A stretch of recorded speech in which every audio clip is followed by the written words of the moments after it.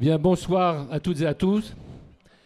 Merci d'être venus si nombreux, ce qui démontre bien l'intérêt de cette réunion publique concernant votre quartier pour examiner un projet qui, certes, fait polémique, et je pense que vous suivez les évolutions de ce dossier de réaménagement du Champ de Mars, et j'allais dire sa périphérie, du Trocadéro jusqu'à Birakem, pour lequel nous avons, nous, mairie du 15e, avec les élus qui m'entourent, premier rang desquels, bien sûr, Agnès Séveraine, député européen, mais aussi l'adjoint de quartier, Jacques-Henri Semel, mais aussi nos collègues Anne-Claire Tissandier, Mme de Roire, et puis également Catherine Iblé, notamment présents ici ce soir, sommes très impliqués, puisqu'il y a eu déjà sur ce dossier que nous examinons depuis plusieurs années, depuis 1 ou 2 ans, environ 4 conseils de quartier, 3 ou 4 conseils d'arrondissement, dans lesquels ce sujet a été évoqué. Dans les conseils de quartier, peut-être certains d'entre vous y figuraient, puisqu'ils étaient assez bien fréquentés, sous la autorité de mon adjoint Jacques-Henri Somel et du président du conseil de quartier. Et puis aussi des délibérations auxquelles, je dois le dire, nous nous sommes opposés, nous, majorité municipale du 15e, en conseil d'arrondissement, et également en conseil de Paris, avec les maires des 7e arrondissement et 16e arrondissement, qui sont évidemment, à la limite, encore plus impactés que nous, puisque pour le 7e, il s'agit de tout le réaménagement du Champ de Mars entre l'école militaire et la Tour Eiffel incluse, et puis pour le maire du 16e, jusqu'au Trocadéro, du pont d'Iéna jusqu'au Trocadéro. Donc c'est un projet très très important dans lequel la ville s'est engagée. Il se trouve qu'aujourd'hui, nous sommes un peu à la croisée des chemins. Cette réunion est programmée depuis un certain temps, puisque vous avez reçu le courrier il y a quand même quelques temps. Et cette réunion d'information avait pour objet de vous exposer l'ensemble du projet d'aménagement, le projet dit ONE, de Mme Gustafsson, adopté par le Conseil de Paris, malgré notre opposition des 3 conseils d'arrondissement concernés, et également dont fait partie l'aménagement du site Émile-Antoine. Aujourd'hui, vous l'avez lu dans la presse, et nous aussi d'ailleurs, sans avoir beaucoup plus d'informations complémentaires, ce projet est réexaminé par la mairie de Paris, qui a décidé de lancer une nouvelle réflexion par rapport à un sujet qui préoccupait beaucoup d'entre nous et qui a donné lieu à une pétition lancée il y a quelques jours ou quelques semaines qui a réuni quand même près de 140 000 signataires concernant l'abattage d'arbres, dont certains centenaires, sur le site. Aussi bien sur le site du côté du 15e que du côté du 7e. Donc une réflexion a été entreprise par la mairie de Paris de façon à pouvoir revisiter le projet, si je peux dire, sans abattre d'arbres. Donc ça, c'est quand même une première chose que je voulais dire.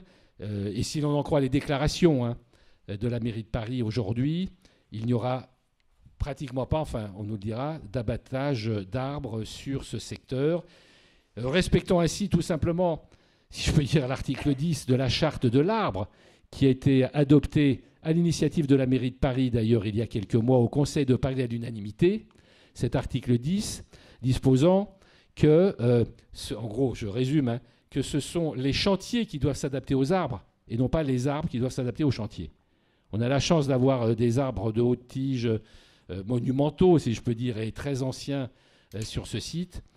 C'est véritablement pas nécessaire et convenable de les abattre pour créer d'autres bâtiments qui ont certes une utilité, mais qui pourraient sans doute être aménagés et implantés ailleurs. Voilà, moi je ne vais pas en dire beaucoup plus parce que je pense qu'il y aura une présentation. Il va y avoir une présentation, et je voudrais citer, la remercier d'ailleurs de sa présence, qui n'est pas évidente, mais enfin vraiment, je tiens à la remercier. Nous avons déjà eu 1 heure de visite du secteur ce matin.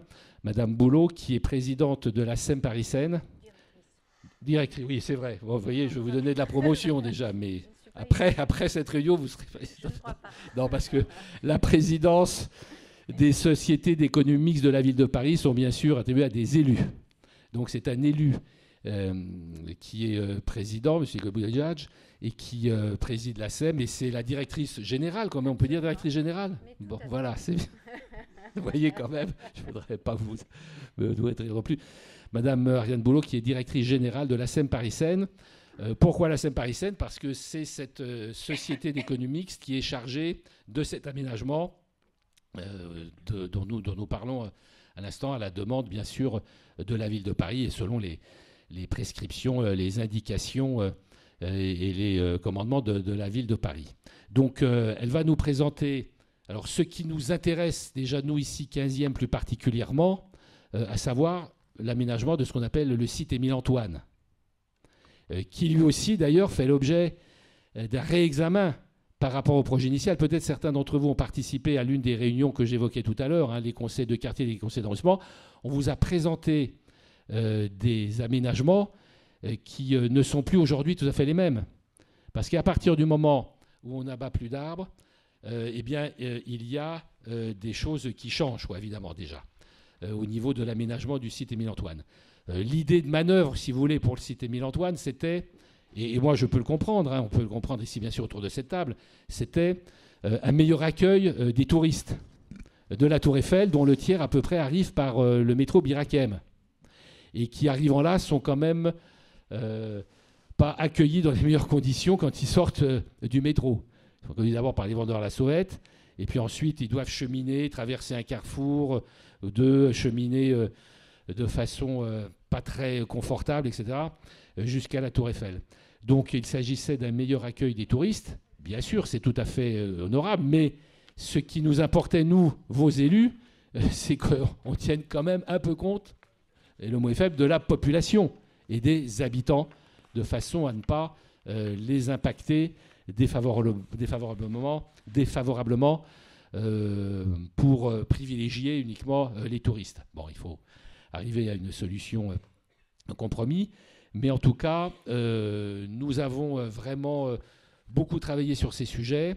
Le mieux, c'est que dans un premier temps, peut-être Madame Boulot puisse vous présenter son dispositif à l'aide d'un PowerPoint. Vous voyez un écran, il n'est pas très grand, mais enfin, j'espère que vous pourrez voir à peu près. En tout cas, on vous précisera les choses. Et puis ensuite, qu'évidemment, chacun puisse s'exprimer de façon paisible, si je peux dire, puisque de toute façon, ici, nous sommes là vraiment pour vous présenter un projet, ou en tout cas, peut-être parfois un projet en devenir, ce qui est intéressant aussi, parce que ça vous permettra de vous exprimer, et ça nous permettra, nous, j'espère, de tenir compte de vos avis et de vos opinions, en tout cas, nous, oui, de façon à ce qu'ensuite, nous puissions transmettre au Conseil de Paris, quand le débat reviendra au Conseil de Paris, l'avis de la population. Peut-être que... alors, c'est Jacques-Henri Semel, qui est l'adjoint de quartier, qui va animer, passer la parole, etc. Et peut-être que Agnès Séveraine souhaite dire un mot. Agnès intervient tout à l'heure. Voilà, donc je vais passer la parole à Jacques-Henri. Moi, je ne vais pas la garder longtemps. Bonjour à tous. Effectivement, Monsieur le maire a rappelé l'implication du conseil de quartier Duplex Lamotte-Piquet de longue date, en fait, depuis avant même le début de ce mandat sur ce projet. Quasiment à chacune de ces réunions, nous avons essayé de suivre son avancement. Nous avons auditionné les représentants de la ville de Paris, de Paris-Seine, pour avoir toutes les informations utiles. Et donc aujourd'hui, Madame Boulot et Madame Cagelot sont là pour vous présenter d'abord le chantier prévu dans le 15e arrondissement. Et donc je crois que vous avez besoin d'environ un quart d'heure, 20 minutes. Et ensuite, nous prendrons toutes les questions, peut-être par série de 2 ou 3, de manière à ce que vous puissiez y répondre. Mais d'abord, ce que je vous demande, c'est effectivement qu'on aille au terme de cette présentation, parce que certainement une partie de vos questions sont dans ce qui va vous être dit tout de suite. Peut-être pour les personnes qui sont debout, Agnès me fait remarquer qu'il y a d'abord, là derrière, ce ne sont pas des gradins comme au fond, mais ce sont des marches. Si vous souhaitez, avant de commencer la présentation, pour être assis, il faut que vous passiez par le central. Pour ceux qui voudraient venir là, s'asseoir sur les marches, Et je vous recommande de le faire parce que la réunion risque d'être un tout petit peu longue. Et en faisant attention aux câbles, à rien renverser, des installations techniques.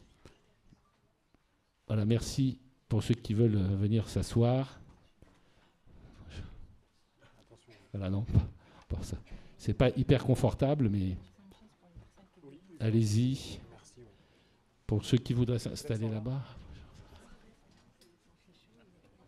Non, au fond, là, non, vous préférez rester au frais. Ah, il y a quelques chaises. Enfin, bon. On a préféré faire cette réunion dans cette école parce qu'on est sur le site. Sinon, c'était à la mairie, c'est un peu plus loin. On a pensé que c'était plus pratique pour vous. Voilà, si tout le monde est installé, merci. Maintenant...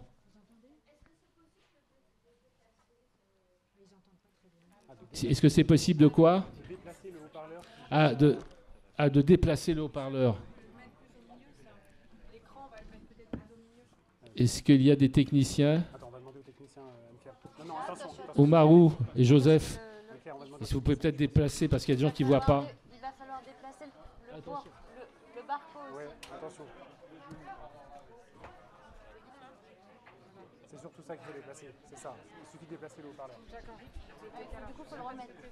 Non, mais c'est le haut-parleur qu'on va déplacer. Du coup, il faut le remettre parce qu'il ne voit plus rien. Ils vont le faire.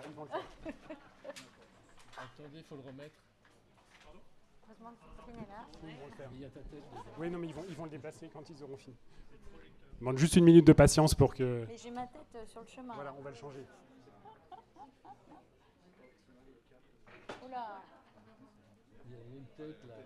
C'est vous la mienne, je suis désolé. C'est Non, moi. non, c'est vous. Je suis désolée, ne me la coupez pas tout de suite, Non. même si elle Il faudrait tâche. Ce serait dommage. Bah, voilà.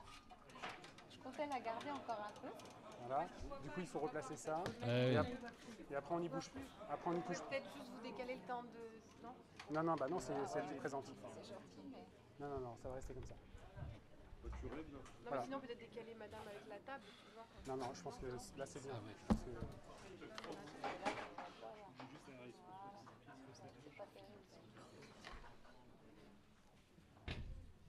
Voilà, c'est bon. Merci. Allez-y. Merci beaucoup. Merci à tous d'être là. Merci de votre écoute. Merci, monsieur le maire, pour vos mots d'introduction.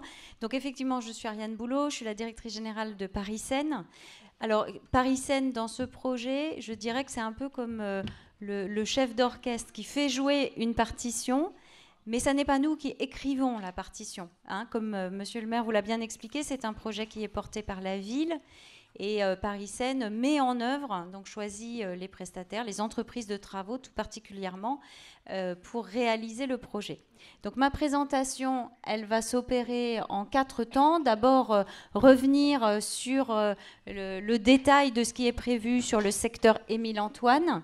Un mot ensuite sur les installations de chantier et la logistique de chantier.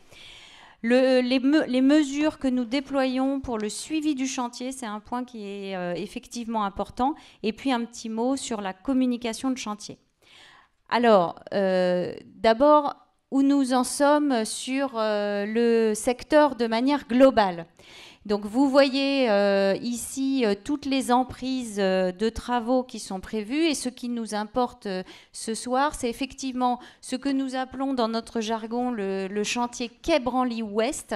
Donc c'est l'emprise qui est en violet. Vous voyez qu'elle embrasse aussi toutes les rues qui tournent autour du site Émile-Antoine. Et puis le chantier dit Émile-Antoine, et nous allons revenir sur ces 2 emprises. Alors, la présentation exactement de ce que nous allons faire dans ce projet. Donc, vous voyez que toutes les zones qui sont colorées sont des zones d'intervention des travaux. Donc, il y a beaucoup d'interventions sur la chaussée, notamment les trottoirs vont être élargis depuis le métro Birakem jusqu'à la tour. On reprend la promenade plantée. Donc, les arbres sont évidemment tous préservés. Ça, monsieur le maire a raison d'insister là-dessus. On va, dans le cadre de cet aménagement, planter 30 arbres supplémentaires. Donc, certains vont être plantés sur la petite placette piétonne qui va être réaménagée devant les locaux de l'ancien CIDJ. Tout l'aménagement qui jalonne jusqu'à la Tour Eiffel va être réaménagé en termes de revêtement, en termes d'éclairage. Il y a 4 kiosques qui vont être implantés sur cette promenade. Tous les feux de circulation sont également repris. Et puis, il y a une intervention dans le bâtiment Antoine lui-même. Donc, quand je dis bâtiment Antoine, c'est vraiment le bâtiment en béton qui a été dessiné par Anthony Béchu. Et on va vous montrer en quoi consiste cette intervention. Sur cette image, vous avez encore le long de la rue Jean Ray le projet de construction d'un nouveau bâtiment. C'est un projet dont nous reprenons l'étude pour préserver les arbres qui sont le long de la rue Jean Ray. Suivante. Donc voilà les aménagements et les évolutions qui sont portées en termes de circulation et en termes d'aménagement cyclable. Donc il y a une piste cyclable qui est créée sur l'avenue Jean Ray. Le sens de circulation de l'avenue Jean Ray est inchangé. Il y a le réseau sur le quai, le réseau express vélo que certains pratiquent déjà est évidemment conservé. Et puis s'agissant de la circulation sur le quai, il y a le quai garde sa largeur. Il y a un sens entrant, 2 sens sortants.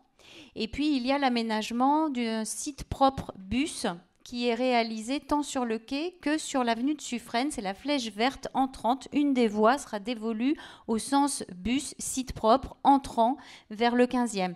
Et l'avenue de Suffren sera uniquement dans le sens sortant vers le quai. Suivante.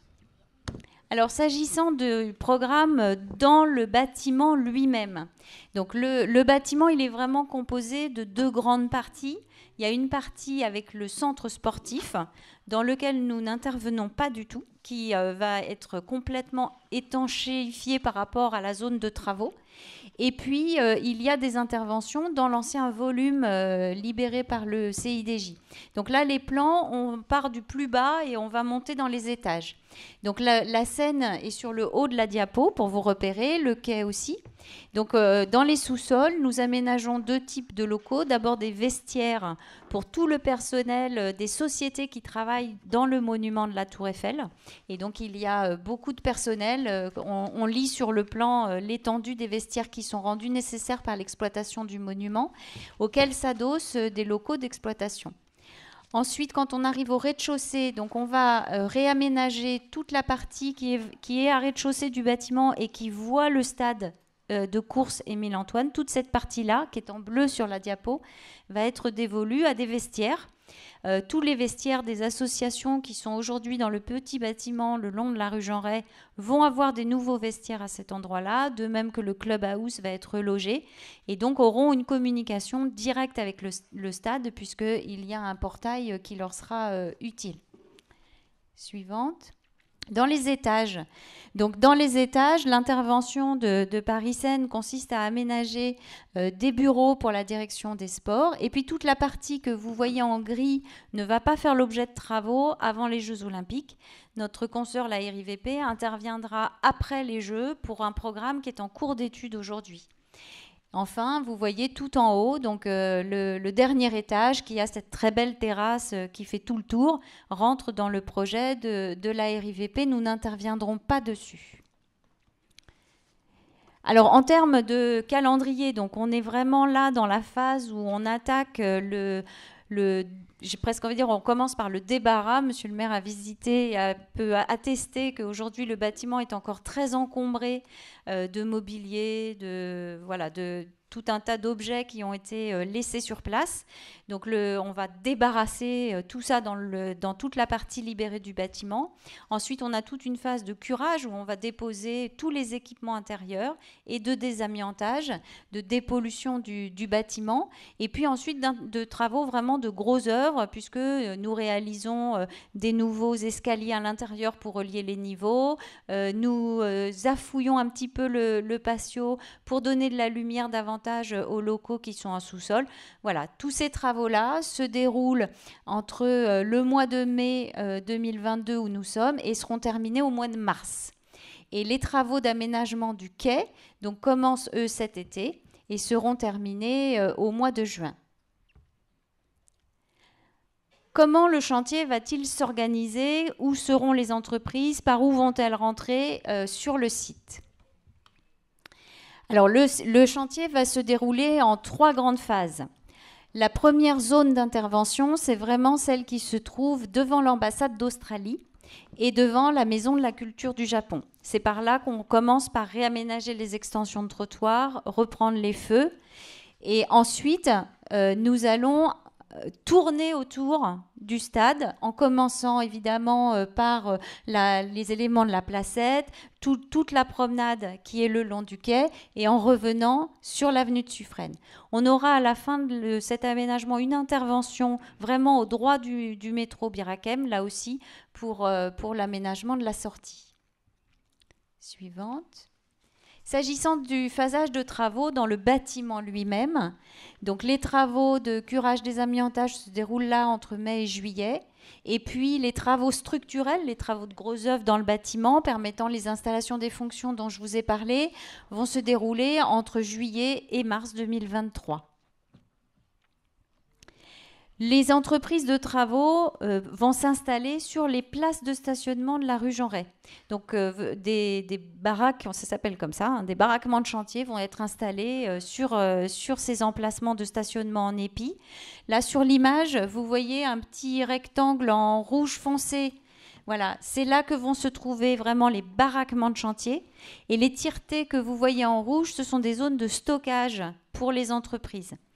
Donc les compagnons vont tous avoir leur vestiaire à cet endroit-là et feront le tour parce que l'entrée du chantier sera par le quai. Il n'y aura pas d'entrée de véhicules ni d'entrée de compagnons par le centre sportif. Il y a vraiment une étanchéité totale entre le centre sportif et le chantier. Donc les compagnons feront le tour. Voilà, les plans des bases-vies, on vous a mis un peu plus de détails. C'est quand même beaucoup de bases-vies, hein, puisque vous voyez qu'il y a en fait l'équivalent de 3 petits bâtiments qui vont être installés.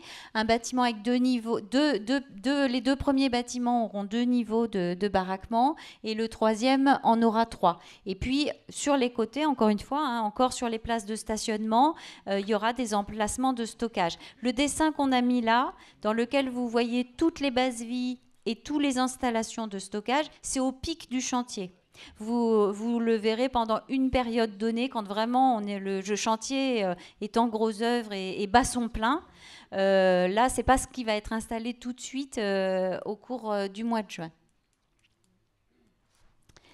Alors, sur les piétons, parce que pendant qu'on fait ces travaux, fort heureusement, il y a toujours des flux, et des flux très importants. Monsieur le maire a rappelé que c'est plus d'un tiers des touristes qui viennent par le métro Bir Hakeim.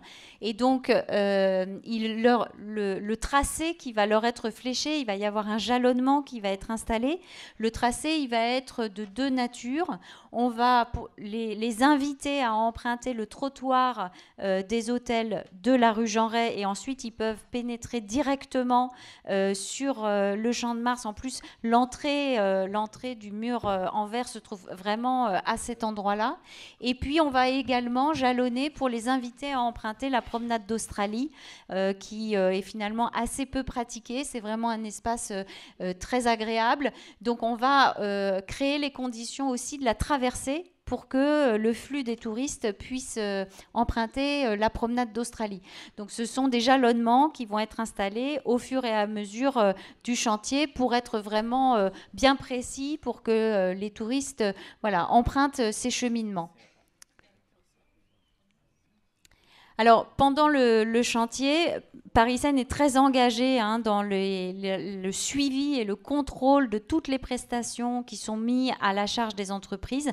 Nous exigeons de la part des entreprises des contrôles et des prescriptions de ce qu'on appelle la charte à faible nuisance, mais ça n'est pas qu'un mot, puisque tout au cours du suivi du chantier, nous allons installer 3 points de mesure de bruit. On vous les a localisés sur le plan. Donc ce sont vraiment des sondes de surveillance acoustique qui permettent de trianguler, d'identifier s'il y a des dépassements sonores et de verbaliser les entreprises si tel est le cas. Et puis nous avons 3 contrôleurs, hein, je crois que c'est le terme qu'on peut employer. L'un qui va être vraiment sur les questions de biodiversité, puisque tous nos chantiers doivent garantir que les espèces végétales et animales qui ont été référencées sur site sont préservées. Donc il y a vraiment un contrôle par un écologue. Et enfin, il y a un autre aspect plus commun quand même du suivi des chantiers, mais qui nécessite aussi le passage d'un contrôleur. C'est toute la question des déchets de chantier et de s'assurer qu'ils sont efficacement triés et que la filière d'évacuation est bien respectée. Donc ça, ce sont vraiment des contrôles, des exigences qui sont mises sur le dos des entreprises et que nous allons suivre tout au long du chantier. On vous a remis pour mémoire le seuil qui ne doit pas être dépassé, qui est de 80 dB. Alors, en termes de communication de chantier, vous allez voir apparaître 2 types de documents. Donc, on va mettre la suivante. Voilà, ah oui, avant, vous rappelez donc toutes les zones, il y a 2 permis qui sont concernés par ces travaux, un permis d'aménager et un permis de construire. Donc vous avez en violet le permis d'aménager avec son périmètre et puis en bleu le permis de construire. Et puis on vous a localisé l'endroit où les panneaux sont affichés, donc où vous pouvez prendre toutes les informations, les numéros, les références, le nom aussi des concepteurs de ce projet, parce que j'aurais peut-être même dû commencer par eux. Le groupement qui a conçu ce projet, qui est une paysagiste qui s'appelle Catherine Gustafsson, et puis un bureau d'architecture avec Thomas Corbasson. Suivante. Donc il y a 2 types d'informations qui vont être régulièrement boîtées autour du quartier et du chantier. Donc une petite lettre qu'on appelle sans surprise info chantier qui donnera les changements de phase, les grands jalons du chantier. Donc que vous verrez apparaître, voilà, c'est sous ces formats bleus. Et puis il va y avoir également un habillage des bases vie et pour habiller ces installations. Enfin, un site web dédié au projet va être mis en ligne à partir de la fin du mois de mai. Vous en avez en primeur quelques extraits. Ce qui me semble vraiment important, c'est de vous dire que sur ce site web, il y a une petite feuille de contact qui envoie automatiquement un mail chez Paris Seine. Et donc, derrière, il y a une trace qui est faite de toutes les demandes que nous recevons pour qu'on puisse vous dire à quel moment elle a été reçue et comment elle est traitée. Donc, ça ne tombe pas dans un puits sans fond. Au contraire, ça arrive dans les équipes de Paris Seine. Et n'hésitez pas à l'utiliser. On vous a également remis en dernière page, sauf erreur de ma part, voilà, l'adresse à laquelle vous pouvez écrire, nous envoyer des alertes, nous envoyer des avis. Donc je vais vous la dicter. Donc c'est contact @ tout attaché site Tour Eiffel, tout attaché sans majuscule .fr. Sur la slide précédente, effectivement, on la voyait un petit peu mieux. J'en ai fini. Et on va répondre à vos questions. Je ne suis pas toute seule ce soir. Je suis accompagnée de Lise Cagelot, qui est la directrice de l'opération Tour Eiffel chez Paris Seine, de Sophie Millot, qui est notre directrice de la communication, et d'Alice Seban, qui est chargée d'opération, tout particulièrement sur le site d'Émile-Antoine. Merci à tous. Alors, vas-y, prends le coup, vas-y. Alors, donc, comme on le disait au début, on va, si vous le voulez bien, commencer à prendre vos questions par série de 3, par exemple, de manière à permettre à Paris Seine d'y répondre et ensuite de passer la parole à d'autres. Je suis certain que les questions sont nombreuses. Alors, qui se lance? Donc, je crois que la première main qui se levait, c'était monsieur là-bas à gauche, et puis madame au 2e rang, et enfin monsieur au 1er rang. Et on va, moi, je voudrais juste, on va passer un micro. Oui, madame. Oui, je voudrais juste vous demander quelque chose, parce que j'ai un parking, donc parking public, avenue de Suffren, qui est d'ailleurs en ce moment en réfection. Et je voulais savoir comment on va faire pour Parce qu'en fait, vous dites que l'avenue de Suffren est que dans un sens vers la Seine. Donc, on devra sortir donc, sur la gauche, on est bien d'accord, et quand on rentre, on devra repasser par la rue Ray, en fait. La rue Jean Ray. La rue Jean Ray, d'accord. Oui. Parce Alors, qu'en fait... on a compris la question, oui. Mais juste, c'est pas pour répondre, mais c'est pour dire mon opposition et notre opposition totale à cette ineptie qui consiste à mettre l'avenue de Suffren en sens unique. Alors, on essaye de faire passer ce message à la mairie centrale. Pourquoi ? Alors, Madame Boulot peut-être pourra nous en dire plus, mais le sujet, c'est que la ville de Paris considère qu'il y aura beaucoup moins de circulation sur le quai, puisqu'on ne pourra plus y aller en voiture ou quasiment, ou très peu, et que le pont d'Iéna sera piéton et réservé aux bus. Donc il y aura beaucoup moins de circulation, et que donc, du coup, on peut faire le tour par la rue Jean Ray ou la rue de la Fédération. Moi, ce que je regrette, c'est qu'on a l'avenue de Suffren, le quai, où il y a quand même là des espaces très larges, et que ça va rabattre la circulation, ça risque de rabattre la circulation. Alors, bon courage pour ceux qui loueront des chambres dans l'hôtel Pullman, mais enfin ça, c'est des touristes. Mais pour tous ceux qui prendront, il y aura évidemment une circulation considérable sur la rue de la Fédération. Il y aura forcément un report de circulation qui sera insupportable. Et puis, il y a juste une école, celle-là où nous sommes, par exemple. Donc, ça, nous ne pouvons pas l'accepter. Donc, on va faire le maximum avec nos collègues pour essayer de revenir sur cette décision. Mais peut-être que... voilà. Et donc, voilà, maintenant, nous sommes minoritaires. Hein. Deuxième chose, je pense que la piscine... Alors, parlez plus fort, plus près. Plus fort. La piscine va... donc, Jean Ray est conservée. La piscine ? Oui. Oui, la piscine est conservée. Oui, pourquoi serait pas conservé. Mais... Non, les équipements sportifs ne seront pas impactés. D'accord, ok. Heureusement. Bon, bah, pour moi, c'est fini. Alors, madame, il y avait Attendez, madame au deuxième rang. Alors, bon, alors du coup, allez-y, monsieur, mais... Merci, monsieur le maire, madame la députée, mesdames, messieurs, pour cette réunion. Deux questions, une à l'adresse des élus, une à l'adresse des opérateurs. À l'adresse des élus, combien cela va-t-il coûter aux contribuables parisiens ? Quel impact sur le budget, ou plutôt sur la dette de la ville ? Deuxièmement, pour les opérateurs, effectivement, il y a les questions de circulation. Donc la question de la double circulation sur la route de la Fédération, alors qu'il y a une école, apparaît déjà une aberration. Est-ce que vraiment les choses sont actées ? Et le pont, comme il a été évoqué, devenant piéton entre le Trocadéro et la Tour Eiffel, a-t-on évalué l'impact de la circulation sur Bir-Hakeim, sur le pont Bir-Hakeim, avec une aggravation des bouchons sur Grenelle ? Voilà. Non, mais c'est évident.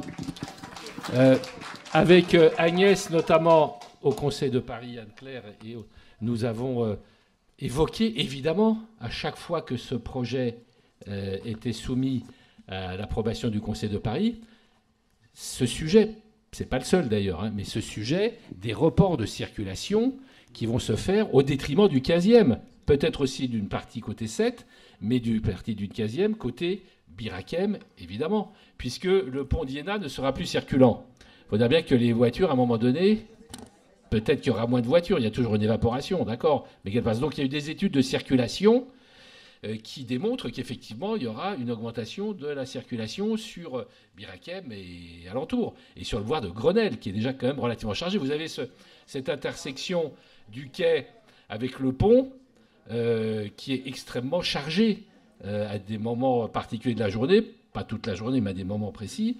Et là, je vois pas, le carrefour, à mon avis, sera en croix, hein, quasiment à certaines heures de la journée. Donc la circulation, c'est un gros sujet. D'autant plus que normalement l'avenue Joseph Bouvard sera aussi interdite à la circulation automobile et réservée aux bus, dans le projet initial en tout cas. Oui, bien sûr, oui. Donc on ne pourra plus passer du 7 au 15 et du 15 au 7. Hein. Ça va être très compliqué. On va rester vivre en autarcie dans les arrondissements. Et la circulation, ce n'est pas du tout résolu. Voilà. Et deuxièmement, le coût. Moi, c'est l'argument principal d'ailleurs que j'ai évoqué auprès de la maire de Paris quand on a eu ce débat. C'est de dire le coût de l'opération globale. Je ne parle pas de cette opération-là qui sera évidemment beaucoup moins chère. Madame Boulot nous en parlera. Mais le coût de l'opération One, puisque ça s'appelle le projet One, Champ de Mars, etc., inclus Trocadéro, au total, c'est plus de 100 millions d'euros. J'ai simplement fait remarquer, et en plus, le projet initial coûtait 75 millions.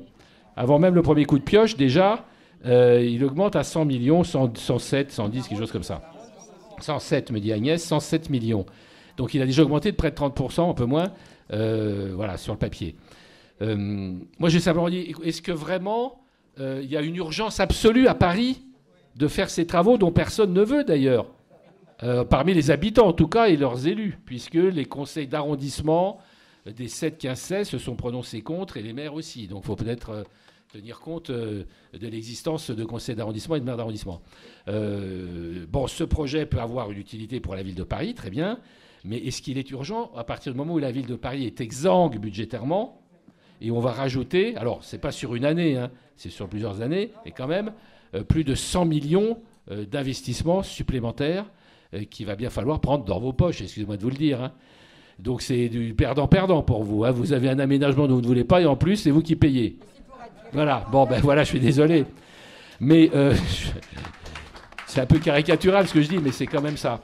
Donc voilà, donc moi, ce qu'on avait proposé à la mairie, au Conseil de Paris, c'est au moins un moratoire, un report du projet de façon à le réexaminer. Alors, il va être réexaminé en fonction du non-abattage des arbres, mais je crains qu'il ne soit pas réexaminé dans son intégralité telle qu'on aurait pu le souhaiter. Nous ne sommes pas forcément hostiles à des aménagements, bien sûr. Il faut qu'il y ait un meilleur accueil, qu'on puisse végétaliser, qu'il y ait des travaux. Il faut bien réutiliser le CIDJ, qui est un bâtiment très important. Je ne sais pas combien il fait, mais c'est une surface très importante pour des utilités collectives. Combien ? 9000 m², c'est énorme. Donc, ça me paraît beaucoup d'ailleurs, 9000 m². Vous êtes sûr de votre chiffre ? Ça me paraît beaucoup. Hein. C'est dans le dossier, je vois que vous suivez, c'est bien. Continuez à m'informer comme ça. Mais c'est vrai que c'est gigantesque.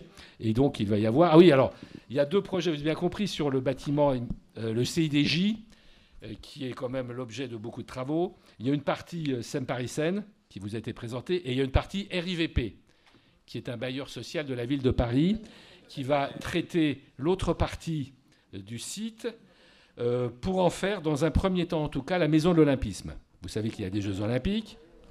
Donc, ce sera en gros le siège social des Jeux Olympiques de Paris. Voilà, dans un premier temps. Et dans un deuxième temps, alors ça, c'est évoqué, mais les décisions ne sont pas encore prises. Dans un deuxième temps, ça pourrait devenir l'Office de tourisme de Paris. Donc, dans ce bâtiment, c'est pas illogique qu'au pied de la Tour Eiffel, on ait l'Office de tourisme. Ça, je pense qu'on ne peut pas trop s'opposer à tout quand même. Mais il faut voir dans quelles conditions, comment, etc. À la limite, moi, je préfère avoir cet aménagement qu'autre chose. Hein. Bon. Donc, on verra, on n'en est pas encore là. Mais évidemment, ce sera la maison de l'Olympisme jusqu'aux Jeux Olympiques. Quoi. Madame, juste, moi, j'ai du mal à croire que ce projet puisse être achevé alors qu'on est en 2022 avant les Jeux Olympiques. Ça, ça me semble complètement irréaliste, d'autant que là, visiblement, certains disent qu'on va temporiser puisqu'on revient. Ils ont quand même enfin calé sur l'abattage des 42 arbres en disant il y a ceux qui sont centenaires et les autres. J'ose espérer qu'aucun abattage sera évidemment envisagé, mais que surtout, on pourrait entreprendre les travaux après les Jeux Olympiques. Ça permettrait de reprendre complètement la discussion et le réaménagement du site. Voilà, c'est une question que je voulais vous poser. Est-ce que c'est envisageable ? Parce que moi, encore une fois, ça me semble vraiment très ambitieux de se dire que tout sera terminé avant les Jeux Olympiques. Donc autant le faire après. Enfin, je ne sais pas ce que tu en penses, Philippe, mais après les Jeux Olympiques. Alors, c'est très délicat pour moi de répondre à votre question, Madame Evren, parce que, encore une fois, nous, on est là pour mettre en musique une partition qu'on n'écrit pas. Et donc, moi, j'ai envie de vous dire, on va reporter votre question et le faire savoir à ceux qui écrivent la partition. Malheureusement, je ne peux pas répondre à cette question. En revanche, ce que je peux vous dire, c'est que s'agissant du bâtiment Antoine et des travaux là qu'on vous a présentés, comme vous l'avez vu dans les images, on termine les travaux en mars 23. Donc pour le coup, ceux-là seront achevés. Mais pour le reste du projet et pour votre question, je ne suis pas compétente pour pouvoir y répondre. Alors juste un petit complément d'information. les maires des 7e, 15e et 16e ont un recours contentieux contre la délibération adoptée au Conseil de Paris. Nous avons observé une faille juridique, mais voilà, on verra ce que donnera le résultat. Mais dans un premier temps, donc, on a fait un recours gracieux pour invalider cette délibération. Bon, on verra ce que ça donne au niveau de la préfecture et de la mairie. Mais voilà, on essaye de se battre aussi avec des moyens juridiques. Il n'y a pas que les moyens, j'allais dire, politiques au Conseil de Paris, où nous sommes quand même largement minoritaires. Voilà, donc, est-ce que vous voulez... Alors... Attendez. Oui. Alors, est-ce que Madame Boulot peut peut-être... Enfin, si elle peut, et si elle a la gentillesse de le faire, peut-être, comme elle a la maîtrise de l'ensemble quand même du dossier, nous présenter. Parce que là, bon, vous comprenez bien que nous, 15e, on se concentre quand même sur ce secteur. Puisque moi, maire du 15e, c'est notre juridiction. Je ne vais pas décider pour le 7e ou pour le 16e.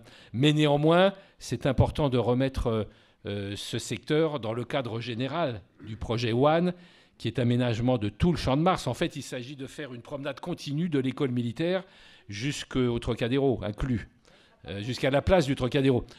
Oui, mais enfin, oui. Non, mais il y a les verts autour de la tour. Non, mais il y a plein de choses. Il y a plein de choses. Non, mais oui, mais bien sûr, mais il y a plein de choses. Il y a aussi la circulation sur le quai, etc. Mais l'idée, c'est un peu ça. Et c'est dans ce cadre général que se situe l'opération Cité Mille-Antoine. Donc peut-être que Madame... Oui, je peux vous apporter quelques précisions. Alors effectivement, au moment de l'enquête publique qui s'est déroulée cet automne, le projet prévoyait un certain nombre de mesures qui ensuite ont été... qui ont fait l'objet de contestations, et le projet a été amendé sur un certain nombre de points. Ça me semble très important de le rappeler, puisque vos contributions étaient extrêmement nombreuses lors de cette enquête publique. Je crois que c'était inédit dans l'histoire de Paris, autant de contributions sur un projet.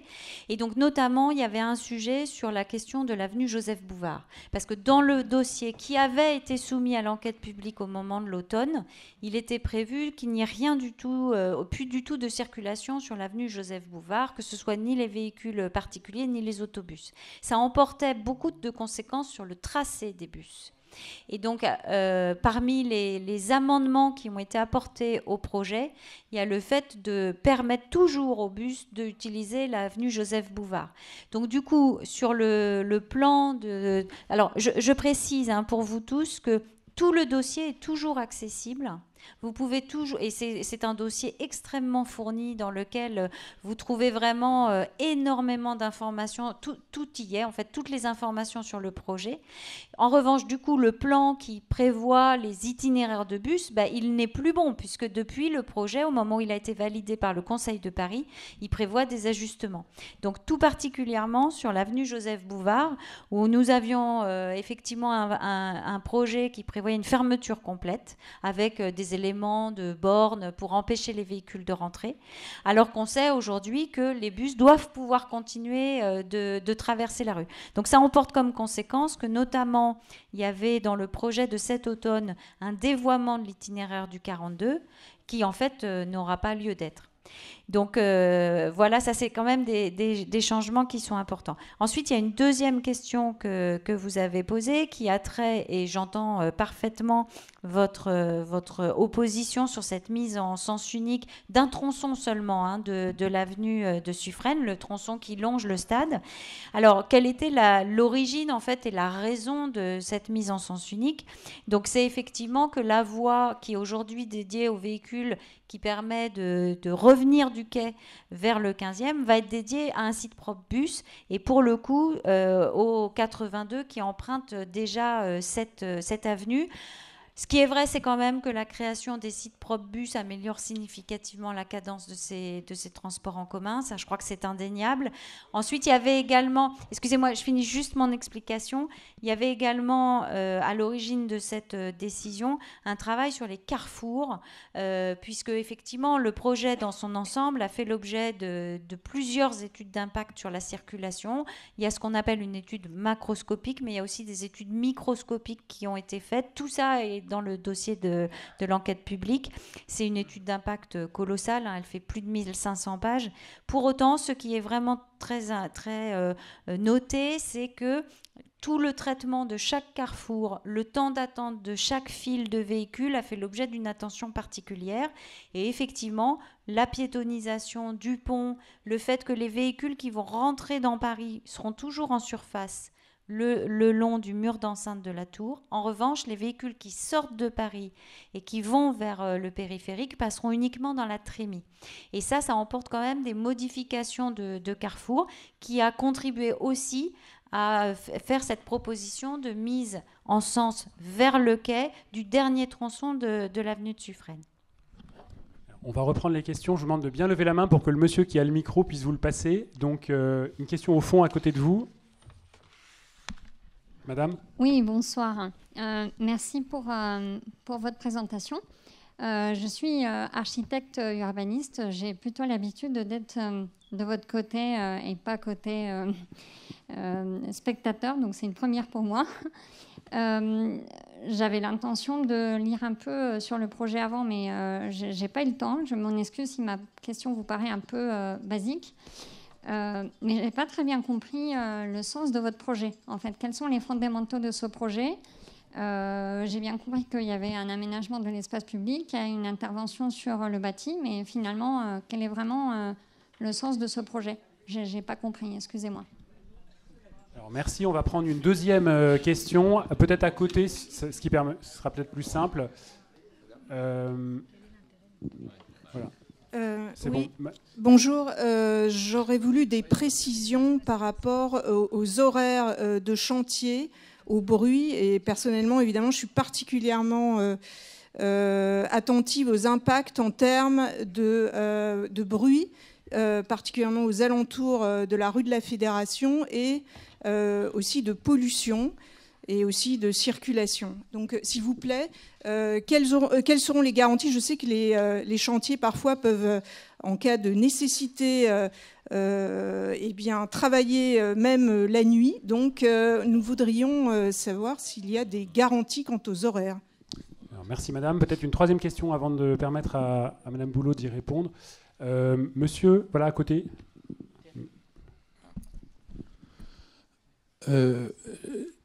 Mon épouse et moi, nous habitons avenue de Suffren, dans le département du Var, d'où est originaire le bailli. On dit Suffren et la Marine nationale a une frégate qu'elle appelle le Suffren. Mais c'est une petite plaisanterie. Pour introduire simplement une remarque sur le projet de circulation à sens unique de l'avenue de Suffren, ça me semble d'une débilité incommensurable. Pour pratiquer l'avenue matin, midi et soir depuis des mois et des mois.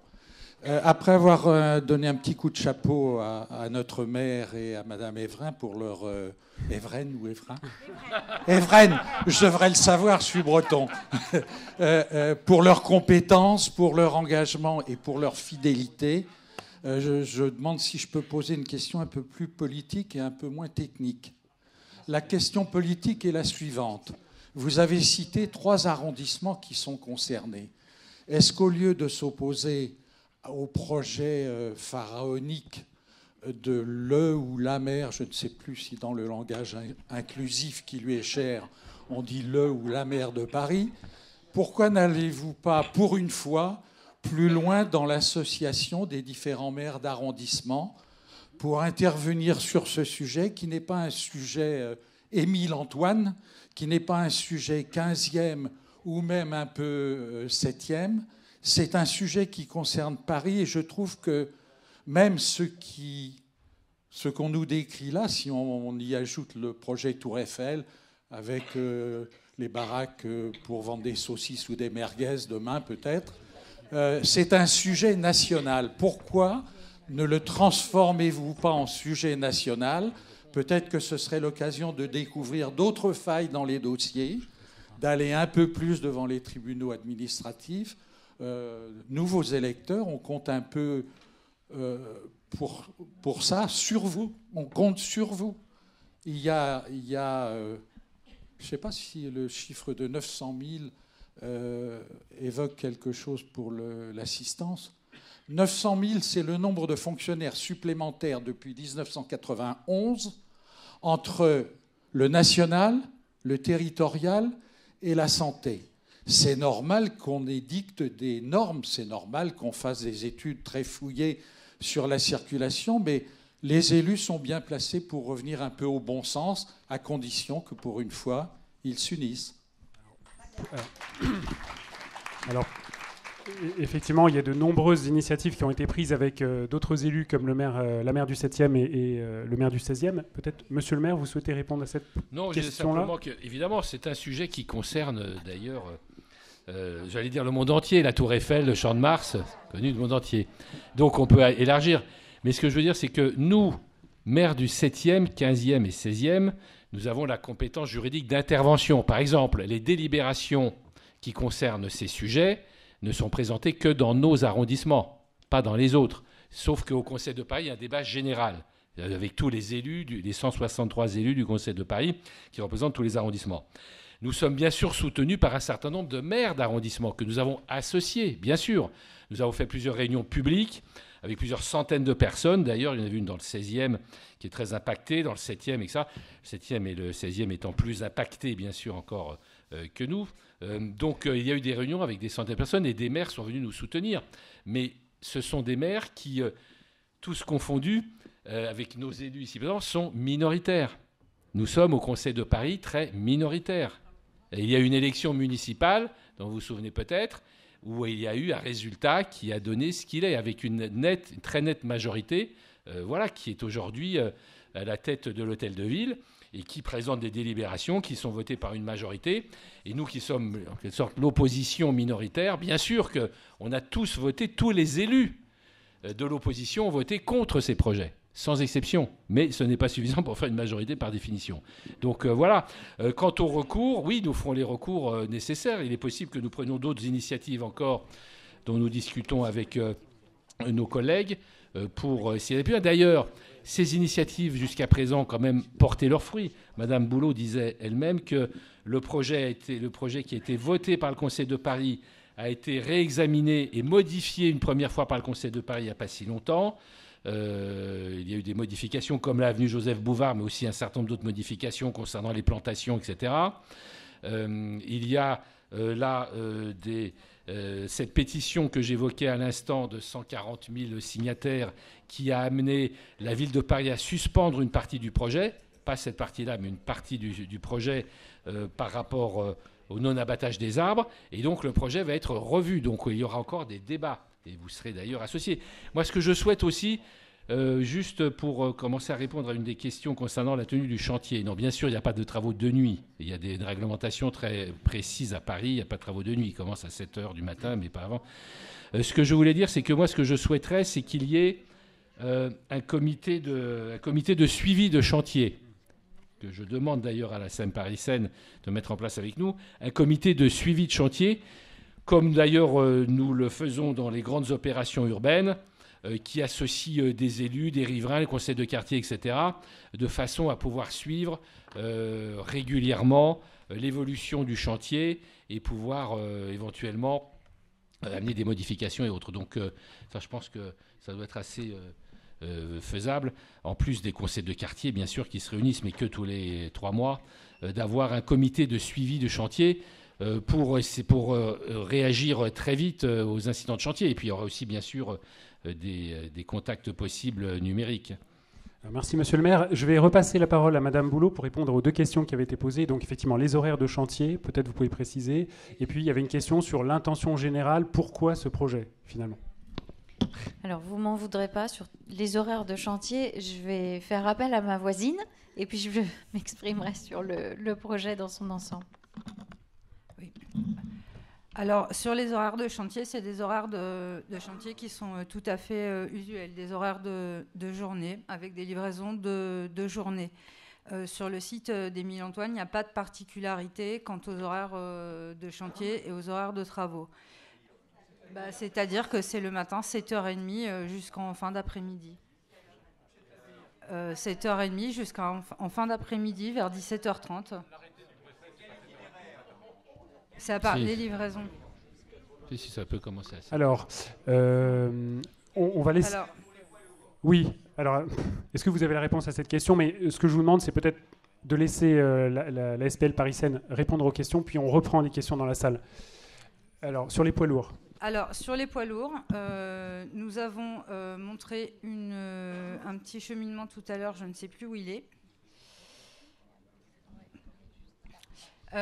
Là, sur le chantier du CIDJ, les poids lourds restent sur le quai.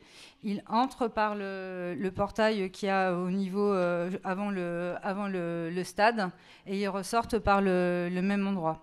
Et ils repartent ensuite sur le quai. Vers où? Vers l'ouest, l'est? Là, ils repartent vers la Tour Eiffel. Voilà. Alors, Madame Boulot, sur le sens. Les objectifs principaux. Alors, je vais répondre en deux temps. D'abord, le sens des travaux sur ce secteur-là. Dans le bâtiment Émile-Antoine, vont venir s'installer tous les vestiaires des sociétés qui travaillent sur le monument. Une bonne partie de ces vestiaires aujourd'hui sont situés dans le cantonnement et dans le bâtiment que vous avez vu apparaître, qui est un bâtiment provisoire qui est situé sur le parvis, sous la tour. Donc ces personnels vont avoir des vestiaires à cet endroit-là. Et puis, du coup, les espaces qu'ils libèrent dans le cantonnement vont être également réaménagés en vestiaires pour d'autres personnels de la société d'exploitation de la Tour Eiffel, pour le coup, qui ont besoin d'une proximité immédiate avec le monument. Et de même que des sous-sols des piliers de la tour, parce qu'en fait, les piliers de la tour ont vraiment des sous-sols qui sont parfois très grands, vont être réaménagés pour des vestiaires. Donc il y a une sorte de jeu, de tiroir. On commence par aménager ce site-là, on y reloge tous les vestiaires qui aujourd'hui occupent d'autres espaces dans lesquels on va pouvoir réaménager des vestiaires pour le personnel du monument. Donc ça, c'est vraiment le sens des travaux que nous effectuons ici. Et puis ensuite, comme cela vous a été indiqué, la RIVP va déployer un nouveau programme, mais je ne suis pas en situation de vous en donner du contenu parce que moi-même je l'ignore, au-delà de l'installation de la maison de l'Olympisme et des pistes qui ont été évoquées par Monsieur le maire. Au-delà de ce site, je pense que votre question, madame, portait sur le projet dans son ensemble. Donc là, je ne me fais que la porte-parole de toutes les communications qui ont été portées à votre connaissance. L'esprit de la paysagiste, c'est vraiment de mettre en relation des espaces verts qui existent aujourd'hui sur ce secteur, mais qui sont traversés par des voiries et donc qui font qu'on n'a pas du tout l'impression d'un grand espace vert. Donc c'est vraiment son intention sur le fait de piétoniser l'avenue des Nations Unies, le pont, et de mettre le monument dans ce qu'elle appelle elle-même un écrin. Voilà, c'est son intention. Vous l'avez entendu s'exprimer sur ce projet. Ce qui me semble également important d'avoir en tête, c'est que du coup, on gagne quand même beaucoup d'espace au bénéfice des piétons et des espaces verts dans ce projet. Enfin, ce qui est important dans le secteur, et Monsieur le maire s'en est fait effectivement le porte-parole, c'est qu'aujourd'hui, les conditions tant d'exploitation du monument que d'accueil, en fait, même autour du monument, ne sont pas à la hauteur de sa fréquentation et génèrent du coup des dégradations sur les espaces qui sont autour. Alors, il y a un point sur lequel on n'est pas revenu, je ne l'ai pas dit dans ma présentation tout à l'heure, c'est notamment le fait que dans le bâtiment d'Émile-Antoine, nous créons aussi toute une partie de sanitaires qui vont pouvoir être accessibles directement par la petite placette et qui eux aussi contribuent à un meilleur fonctionnement du site. Je ne vous fais pas un dessin sur ce sujet, sur la situation actuelle. Alors, madame, d'abord, et puis ensuite on prendra d'autres questions. J'aimerais revenir sur le sujet des autobus. Vous avez mentionné le 42 et le 82, mais il y a deux autres autobus qui ont le terminus au Champ de Mars, le 86 et le 63. Est-ce qu'ils vont être 69, est-ce qu'ils vont être autorisés à rester et à circuler? Alors, merci. Une autre question, on va y répondre, madame. Madame juste devant, voilà, puisque vous êtes à côté. Bonjour, je sais qu'on parle beaucoup d'Émile-Antoine et tout ça, mais justement, dans le grand projet, j'aimerais savoir le reste du Champ de Mars, qui pour les gens du quartier est quand même un poumon vert où on peut aller s'asseoir, respirer. Là, pour l'instant, avec tout ce qui est fermé à cause du palais éphémère, on est comme des sardines sur les pelouses. Si on ferme encore plus, je ne sais pas, ça vaut même pas la peine de sortir de chez nous, si bien vivre dans nos apparts. J'aimerais savoir si le palais éphémère, et parce qu'on a tous l'impression, je crois, qu'on s'est fait un petit peu passer un sapin, va vraiment rester éphémère. Parce qu'au jour d'aujourd'hui, le Champ de Mars ferme, ad nutum sans qu'on le sache, in and out, on traverse, les enfants rentrent de l'école, ils font le détour, c'est sans arrêt. Donc éphémère, on n'y croit pas beaucoup, excusez-moi de vous le dire. Et j'aimerais savoir. Alors, on va prendre une troisième question. S'il vous plaît. Qu'en sera-t-il des aires de jeu pour les enfants au futur Champ de Mars? Alors, les jeux pour les enfants sur le Champ de Mars. Donc, est-ce que Madame Boulot, si vous pouvez répondre à... Je peux répondre à la question sur le Grand Palais éphémère juste ensuite, si vous voulez. Alors, sur le Champ de Mars, nos interventions sont extrêmement légères, puisqu'en fait, nous n'avons pas, ça fait partie des évolutions du projet suite à l'enquête publique, nous n'avons aucune intervention sur la partie jardin du Champ de Mars. Nos interventions sont vraiment très ponctuelles sur la porte de Sey et la porte Saint-Dominique. Mais nous n'intervenons plus du tout sur le secteur du Champ de Mars. Donc ça, c'est aussi une des évolutions qui a été portée à la suite de l'enquête publique. Alors, juste sur le Champ de Mars, moi qui habite aussi le secteur, évidemment, je l'utilise souvent, et je dois dire que ce n'est plus un Champ de Mars, c'est un champ de foire, qui sert à de tout autres usages que ceux pour lesquels il était prévu, c'est-à-dire la promenade, la tranquillité, l'espace vert pour accueillir les familles, les enfants, etc. C'était ça le Champ de Mars quand même, hein. On l'a connu tous comme ça.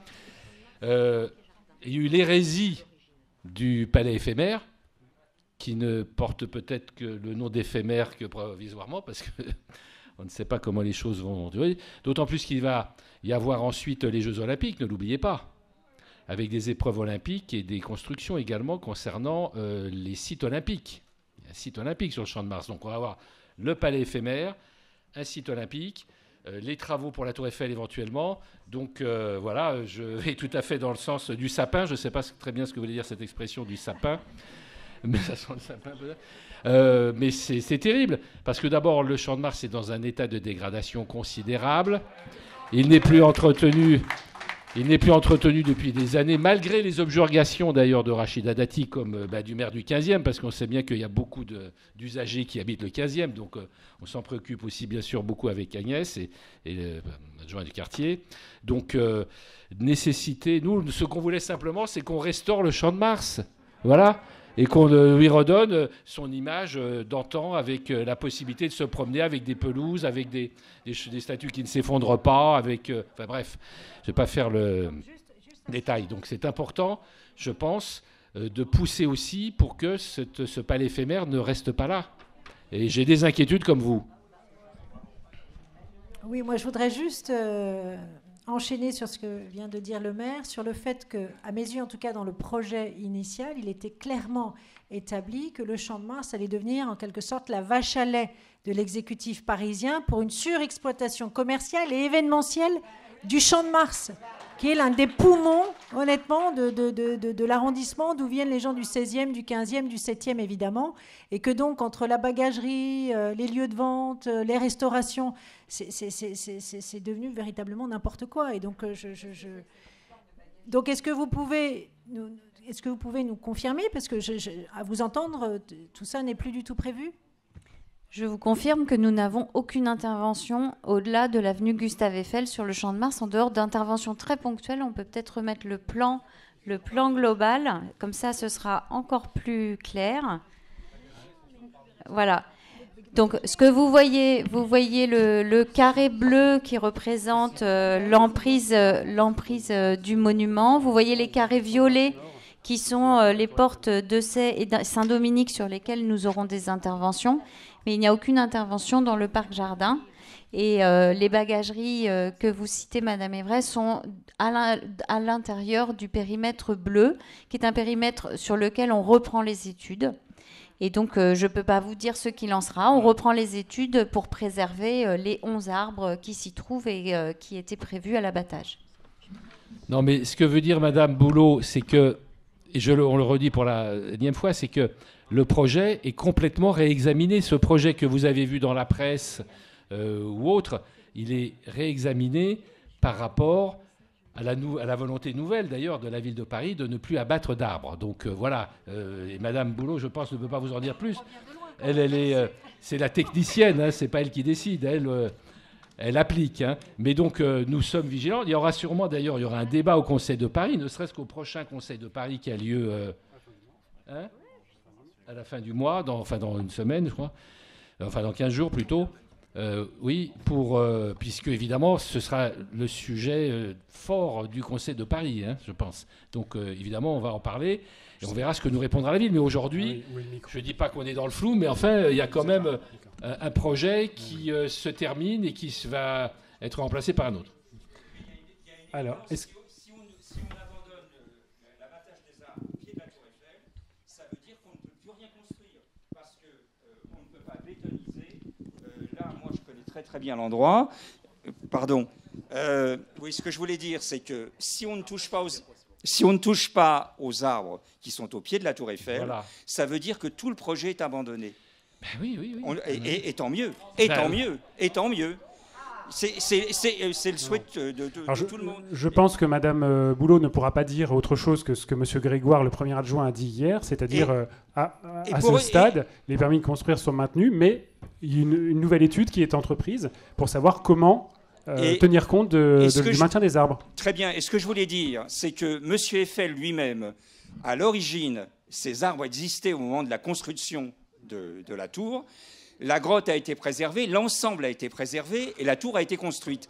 Comment on peut toucher aujourd'hui à des arbres qui sont magnifiques en prétendant d'ailleurs c'est valable ailleurs qu'au pied de la Tour Eiffel, dans Paris, on abat des arbres et on nous dit on a une politique de replantation. Mais le malheur, c'est que les arbres qu'on replante, l'enracinement ne se fera pas de la même façon et avant d'aboutir à des arbres centenaires dont nous profitons tous les uns et les autres et qui passent de génération en génération. Enfin, vous avez compris exactement ce que je veux dire. Préservons notre site. La politique de Madame Hidalgo, c'est justement écologie, préservons, plantation. Là, à l'heure actuelle, il y a un peu de contradiction. Alors, une autre question. Je vous demande de bien lever la main pour prendre la parole, s'il vous plaît. Monsieur. Merci.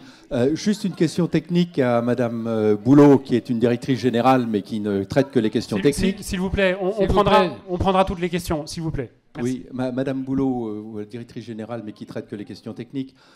Le métro Birakem a deux sorties, une qui est en face du pont et l'autre qui est quasiment en face de l'avenue de Suffren. Ça vous est pas venu à l'idée de faire passer l'ensemble des touristes par l'autre sortie et les canaliser de ce côté-là? Ça nous éviterait, nous, de voir toute notre carrefour complètement bloqué. Il y a les voitures, parce que le carrefour a été aménagé de façon totalement absurde, et en plus de ça, les passants qui bloquent systématiquement parce qu'ils traversent un feu, qu'il soit rouge, vert ou jaune.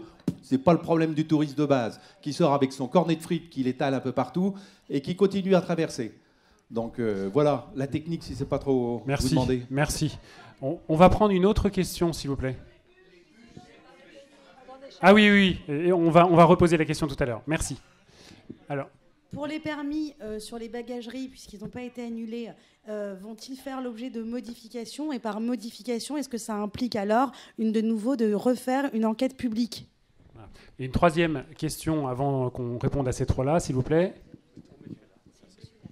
Oui, merci. Et aussi une question pour les bus touristiques, parce qu'il était question d'avoir des arrêts de bus touristiques au niveau de l'avenue de Suffren, alors qu'il n'y a aucun riverain sur la rue Jean Rey. Et ils mettaient ça au pied des immeubles d'habitation qu'on voit, les 2 blocs d'immeubles sur l'avenue de Suffren. Alors, merci. Donc, je vais demander donc à Madame Boulot, Madame Cagelot, peut-être sur ces questions. Donc, il y avait le métro Bir Hakeim et le cheminement des touristes vers la Tour Eiffel. Est-ce que vous pouvez répondre à ces éléments? Et oui, effectivement, il y avait la question du maintien des bus, non seulement ceux qui traversent le Champ de Mars, mais ceux qui ont un terminus sur l'avenue Joseph Bouvard. Alors, sur les bus, Lise Cagelot complétera, mais effectivement, il n'y a pas de changements qui sont prévus. Vous avez également posé une question donc, sur l'autre sortie du métro Bir Hakeim. Donc, il y a effectivement des sujets de jalonnement, des sujets de fléchage. Et puis, il y a aussi, dans ce qui nous est demandé de mettre en œuvre, des sujets d'élargissement des trottoirs, qui seront au bénéfice de tous les piétons, que ce soit des touristes ou d'autres. Donc vous avez probablement... S'il vous plaît, on laisse Madame Boulot terminer sa réponse. Merci. Vous avez probablement observé qu'une partie du trottoir a d'ores et déjà été élargie, notamment à l'endroit où il y a le café dont j'ai le nom qui m'échappe.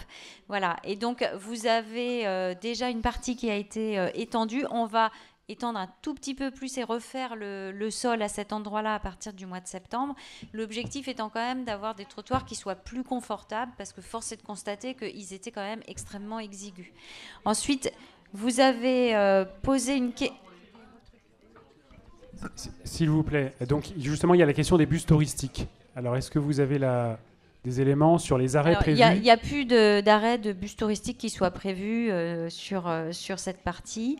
Vous avez également posé une question sur le permis des bagageries. Est-ce que leur modification emporte une nouvelle enquête? En fait, je ne peux pas vous dire ce qu'il en est. Cette décision de préserver, il y a 11 arbres qui étaient concernés par la partie en bleu sur le plan. Il y a 10 arbres qui étaient concernés sur la partie Émile-Antoine et un arbre sur la place de Varsovie. Donc tous ces arbres sont préservés. Et donc, c'est un projet qui a été maturé pendant plusieurs mois, j'ai même envie de dire plusieurs années. Donc, ça n'est pas en une semaine que je peux vous dire comment il va être repris, retravaillé. Mais tous les arbres seront préservés. Il n'y a pas de doute, par contre, sur cette décision. Alors, s'il vous plaît, attendez, on va demander le micro, s'il vous plaît, madame. Oui. Demandez le micro. Une question. Alors, on va prendre la question après, oui. Une question, monsieur le maire. Monsieur le maire, une question. Vous avez dit que tous les recours juridiques n'étaient pas épuisés sur ce dossier. Est-ce que, au regard de la notion d'erreur manifeste d'appréciation, il n'y aurait pas une action à intenter? C'est quand même quelque chose assez... J'entends parler des arbres, tout le monde parle des inconvénients. Est-ce que la notion d'erreur manifeste d'appréciation ne pourrait pas être intentée? Et sinon... ne peut-on pas multiplier les recours juridiques pour faire cesser cette opération? Alors, monsieur Sédou, s'il vous plaît. Merci, monsieur le maire. J'ai milité longtemps aux Amis du Champ de Mars et j'ai été président de cette association. Je ne le suis plus depuis quelques mois. Nous avons un nouveau président et nous avons beaucoup d'activités et j'y contribue. Je veux dire que nous avons eu l'annonce d'un certain pas en arrière de la mairie centrale sur les permis de construire. Nous avons néanmoins, pas plus tard qu'hier, envoyé une lettre à Madame Hidalgo en lui demandant de confirmer officiellement, par des écrits, tout ce que l'on a entendu. Bon. Et nous nous apprêtons à engager des recours si une réponse explicite ne nous parvient pas dans les délais les plus brefs. Nous n'en sommes pas à nos premiers pas en matière judiciaire, puisque, en ce qui concerne le Grand Palais éphémère, et avant le Grand Palais éphémère, nous avions engagé des recours après la fan zone de 2016, Nous avons en tout cas essayé d'empêcher ce Grand Palais éphémère et nous sommes allés jusqu'au Conseil d'État. Bon, donc on a suivi cette affaire de très près. Alors aujourd'hui, nous ne baissons pas la garde, nous sommes sur le point d'engager ces recours immédiatement. Je veux dire en plus que les amis du Champ de Mars ont toujours été favorables à une mise en valeur de cette grande perspective Trocadéro, école militaire, la seconde grande perspective parisienne, et que nous pensons même, nous avons l'audace de penser que nous en avons donné l'idée à la ville de Paris, à la mairie. Alors évidemment, nous sommes tout à fait contre ce projet qui ne répond pas du tout à notre attente. Nous l'avons dit, nous avons participé à toutes les réunions au pavillon de l'Arsenal, en mairie d'arrondissement, à la mairie centrale. Et nous en sommes aujourd'hui à engager, peut-être demain, ces recours pour lesquels nous avons besoin de soutien de tous ceux du 7e, du 15e, etc. Voilà. Merci. Alors, merci, monsieur. Alors, une autre question, s'il vous plaît. Peut-être en revenant un petit peu devant, oui. Monsieur au premier rang, puis monsieur. Merci. Alors, merci. J'ai le privilège d'habiter la rue de Buenos Aires, dont vous avez entendu parler énormément, je pense, dans tous les journaux. Et je voudrais dire que le début de toute l'aventure, pour nous, a commencé par le mur de la Tour Eiffel. Et quelqu'un devrait m'expliquer pourquoi le mur de la Tour Eiffel a eu d'emblée les entrées et les sorties des piétons sur les riverains, alors que depuis un siècle, ça se passait du côté de l'école militaire sur l'esplanade. Il faudrait expliquer ça, parce que ça nous a profondément irrités et ça a mis sous nos fenêtres la totalité de ce qu'on voit, c'est-à-dire énormément de touristes, mais aussi les joueurs de bonneteau, mais aussi les vendeurs de Tour Eiffel, mais aussi d'autres escrocs de toute nature, et ceci dans une ambiance totale d'insécurité. Aucun de vous n'a la main sur le fait qu'il n'y a pas, sauf depuis 8-10 jours, je le reconnais, de police spécifique pour surveiller tous les alentours de la Tour Eiffel. Donc je voudrais vous demander, parce que je me souviens très bien quand le mur du Champ de Mars a été imposé, il a été dit pour nous calmer, et parce qu'on pensait qu'on était naïf, et d'ailleurs on l'était, que 4 ans plus tard, on reverrait le projet. Et je vous demande, s'il vous plaît, de vous souvenir, car c'est écrit quelque part. Et 4 ans plus tard, c'est maintenant ou l'année prochaine, et nous demandons à ce que les entrées sur la Tour Eiffel, si le mur persiste, que les entrées sur la Tour Eiffel soient disposées du côté de l'école militaire, voire du côté du Trocadéro, mais il me semble que c'est plus logique sur l'esplanade, et qu'on retire ces entrées juste sous nos fenêtres. Alors il est sûr qu'en rajoutant les bagageries, alors là c'est le pompon.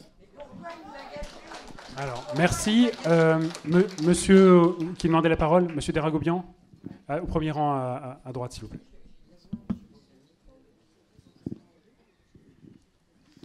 Voilà, bonsoir. Moi, je m'appelle Gérard Deragobian. Je suis vice-président de FNE Paris, France Nature Environnement Paris. Donc, on est avec un certain nombre d'associations. On est donc en opposition avec le projet tel qu'il est aujourd'hui. Alors, je vais peut-être déjà, la première chose, c'est qu'il n'y a pas de membre de l'exécutif ici. Et le silence de l'exécutif depuis 10 jours est assourdissant. L'exécutif nous a dit, parce qu'en fait, on a fait une expédition sur le site de la Tour Eiffel, sur le parvis, grâce à ce qu'on a pu trouver dans le permis de construire, dans lequel il n'y a même pas la liste des arbres abattus sur les différents sites. Mais les chiffres d'arbres abattus, en fait, c'est 21 arbres abattus sur le parvis de la Tour Eiffel, c'est les chiffres du permis. Et les chiffres de Émile Antoine, CIDJ, c'est 31, dont apparemment il n'y aurait que 13 arbres abattus. Donc nous, en fait, on demande le retrait de ces 2 permis en priorité et une concertation réelle avec les associations sur l'ensemble du projet site Tour Eiffel. Donc ce qui s'est passé, donc, il y a 15 jours, on a fait une expédition, suite à laquelle on a fait un tweet qui a eu 4 millions de vues en 3 ou 4 jours. Il a été relayé par un certain nombre de gens d'influence, donc notamment un journaliste qui s'appelle Hugo Clément, qui nous a soutenus. Il a été relayé aussi par Nagui, par un certain nombre de gens du showbiz et ainsi de suite. Suite à ça, on a fait une pétition qui a eu 100 000 signatures en 4 jours, qui en est aujourd'hui à 135 000 signatures, près de 140 000. Je vous invite tous à signer cette pétition, c'est extrêmement important. Il faut qu'on ait le plus de signatures possible. On a aussi, dans cette pétition, une cagnotte qui va nous permettre justement de financer les opérations en justice, qui seront aussi financées par les associations. Donc on est déjà au moins 4 ou 5 associations qui ont déclaré leur volonté de faire des recours en justice. On a déjà consulté 3 ou 4 avocats. Donc aujourd'hui, il y a eu effectivement le recours qui a été fait par les 3 maires d'arrondissement, qui est un recours gracieux sur le vote du Conseil de Paris. On a fait un recours gracieux sur la décision du ministre de la Transition écologique qui a autorisé les permis aussi. Et on réfléchit à faire des recours gracieux ou des recours contentieux et éventuellement des référés pour l'arrêt des travaux sur les travaux qui seraient susceptibles de commencer. On a besoin de votre soutien. Donc le silence de l'exécutif de Mme Hidalgo et de M. Grégoire est assourdissant. Il y a effectivement des bribes de choses qu'on connaît par la presse ou qu'on connaît par les réseaux sociaux. Ils ont dit qu'ils abattraient aucun arbre. Nous, le fait d'abattre aucun arbre, ça ne nous suffit pas. Ce qu'on a montré sur le site du parvis de la Tour Eiffel, c'est que le platane bicentenaire qui est vraiment en bordure d'une des bagageries, en fait, ce platane n'était pas abattu dans les plans de la ville de Paris. Par contre, on est certain que si les bagageries est construite, et même si, comme l'a indiqué aujourd'hui à CNews Emmanuel Grégoire, la bagagerie était à 6 mètres de ce platane, on est certain que ce platane va mourir derrière. Donc on veut non seulement que les arbres ne soient pas abattus, mais on veut aussi qu'il y ait une étude d'impact pour vérifier que les arbres ne vont pas être impactés. Et en particulier, nous, ce qu'on dit, c'est qu'un jardin comme le jardin de la Tour Eiffel, ça doit rester un jardin. Il ne faut pas construire de bâtiments. Alors pour répondre aux questions qui n'ont pas eu de réponse, en fait, ce qu'on appelle des bagageries, ce ne sont pas des bagageries. Il y a une petite partie de bagages pour que les touristes mettent leurs bagages, mais il y a une très grosse partie qui sont des restaurants et des boutiques pour les touristes. Donc c'est ça les bagageries.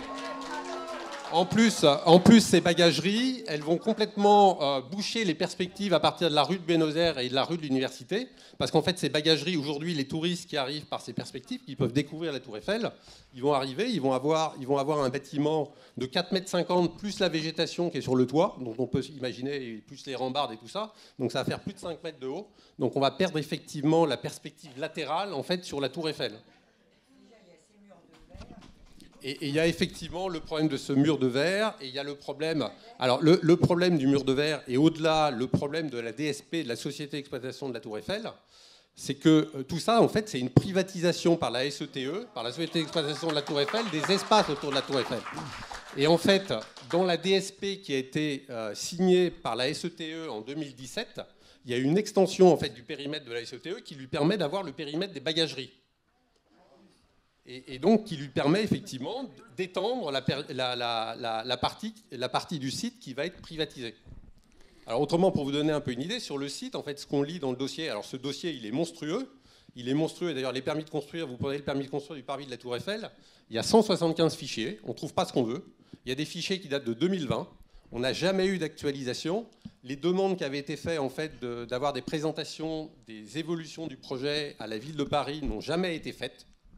Et aujourd'hui, on a vraiment un silence assourdissant concernant ce projet sur lequel on n'a pas d'explication. Alors, il y a 2 manières de faire bouger le projet. Il y a la mobilisation citoyenne. Donc moi, je vous appelle à un rassemblement qu'on lance dimanche à 15h sur le parvis de la Tour Eiffel. Donc il est relayé par les réseaux sociaux, il est relayé par un certain nombre d'influenceurs. On a écrit en parallèle à Anne Hidalgo, mais on ne pense pas qu'elle nous répondra. Parce que le silence est assourdissant depuis un certain temps, malheureusement. Et alors, il y a 2 manières. Il y a la mobilisation citoyenne et l'autre manière, c'est la mobilisation politique. Mais la mobilisation politique, il faut que les écologistes défendent un réel projet environnemental au niveau de la Tour Eiffel. En fait, ce qu'il faut savoir, c'est que la modification du PLU a été votée le 8 février parce que les écologistes, en fait, ont obtenu quelques améliorations du projet, notamment sur la piétonisation et sur les pistes cyclables, et qu'ils ont, en échange de ça, ils ont laissé tomber en fait tous les arbres qui étaient abattus. Et ils ont laissé tomber, ils ont laissé construire les bagageries, les choses comme ça. Et donc, il faut effectivement obtenir, je dirais, le retrait des permis de construire. Donc nous, c'est ce qu'on a demandé à Anne Hidalgo. Et là-dessus, on n'a pas de réponse. Donc il faut absolument qu'il y ait une mobilisation citoyenne pour arriver à nos fins et avoir effectivement un mouvement.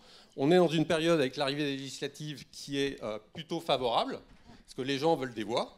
Donc il faut impérativement utiliser cette période pour faire basculer les choses, à la fois par une mobilisation citoyenne et par une mobilisation politique. Merci. Et médiatique. Donc ça, mais médiatique, je ne sais pas si vous avez vu, on est passé dans tous les médias. Moi, je suis passé au JT de TF1 le samedi 30 avril, suite à notre tweet qui a fait 4 millions de vues. On est passé dans tous les journaux. Mais le problème, c'est que la mairie de Paris a passé des messages comme quoi il n'y aurait pas d'abattage d'arbres, qui ne confirme pas, et on n'a pas de confirmation en fait qui va se passer derrière. Et d'ailleurs, ce qu'on nous explique, c'est que les bâtiments vont toujours être construits. Donc le fait que les bâtiments vont toujours être construits, ça va probablement impacter les arbres. Parce qu'on sait tous que, alors si on prend le platane bicentenaire qui est sur le parvis de la Tour Eiffel, il fait 5 mètres de diamètre, il fait 30 mètres de haut, et quand on nous dit qu'on va faire un bâtiment à 6 mètres de distance du platane, l'arbre il est mort, puisque en fait son système racinaire il fait à peu près la même taille que la hauteur de l'arbre, et c'est pareil sur les bâtiments dont vous avez dit madame qu'il n'y aurait plus d'arbres abattus. Nous ce qu'on souhaite c'est non seulement qu'il n'y ait plus d'arbres abattus, mais qu'il n'y ait aussi aucun arbre impacté par vos travaux, quoi. Et là-dessus on n'a eu aucun engagement. Merci monsieur. Juste une petite précision par rapport à ce que disait M. Deragobian, avec qui nous travaillons, j'allais dire mano in la mano, c'est que les Verts ont voté le projet de délibération au Conseil de Paris.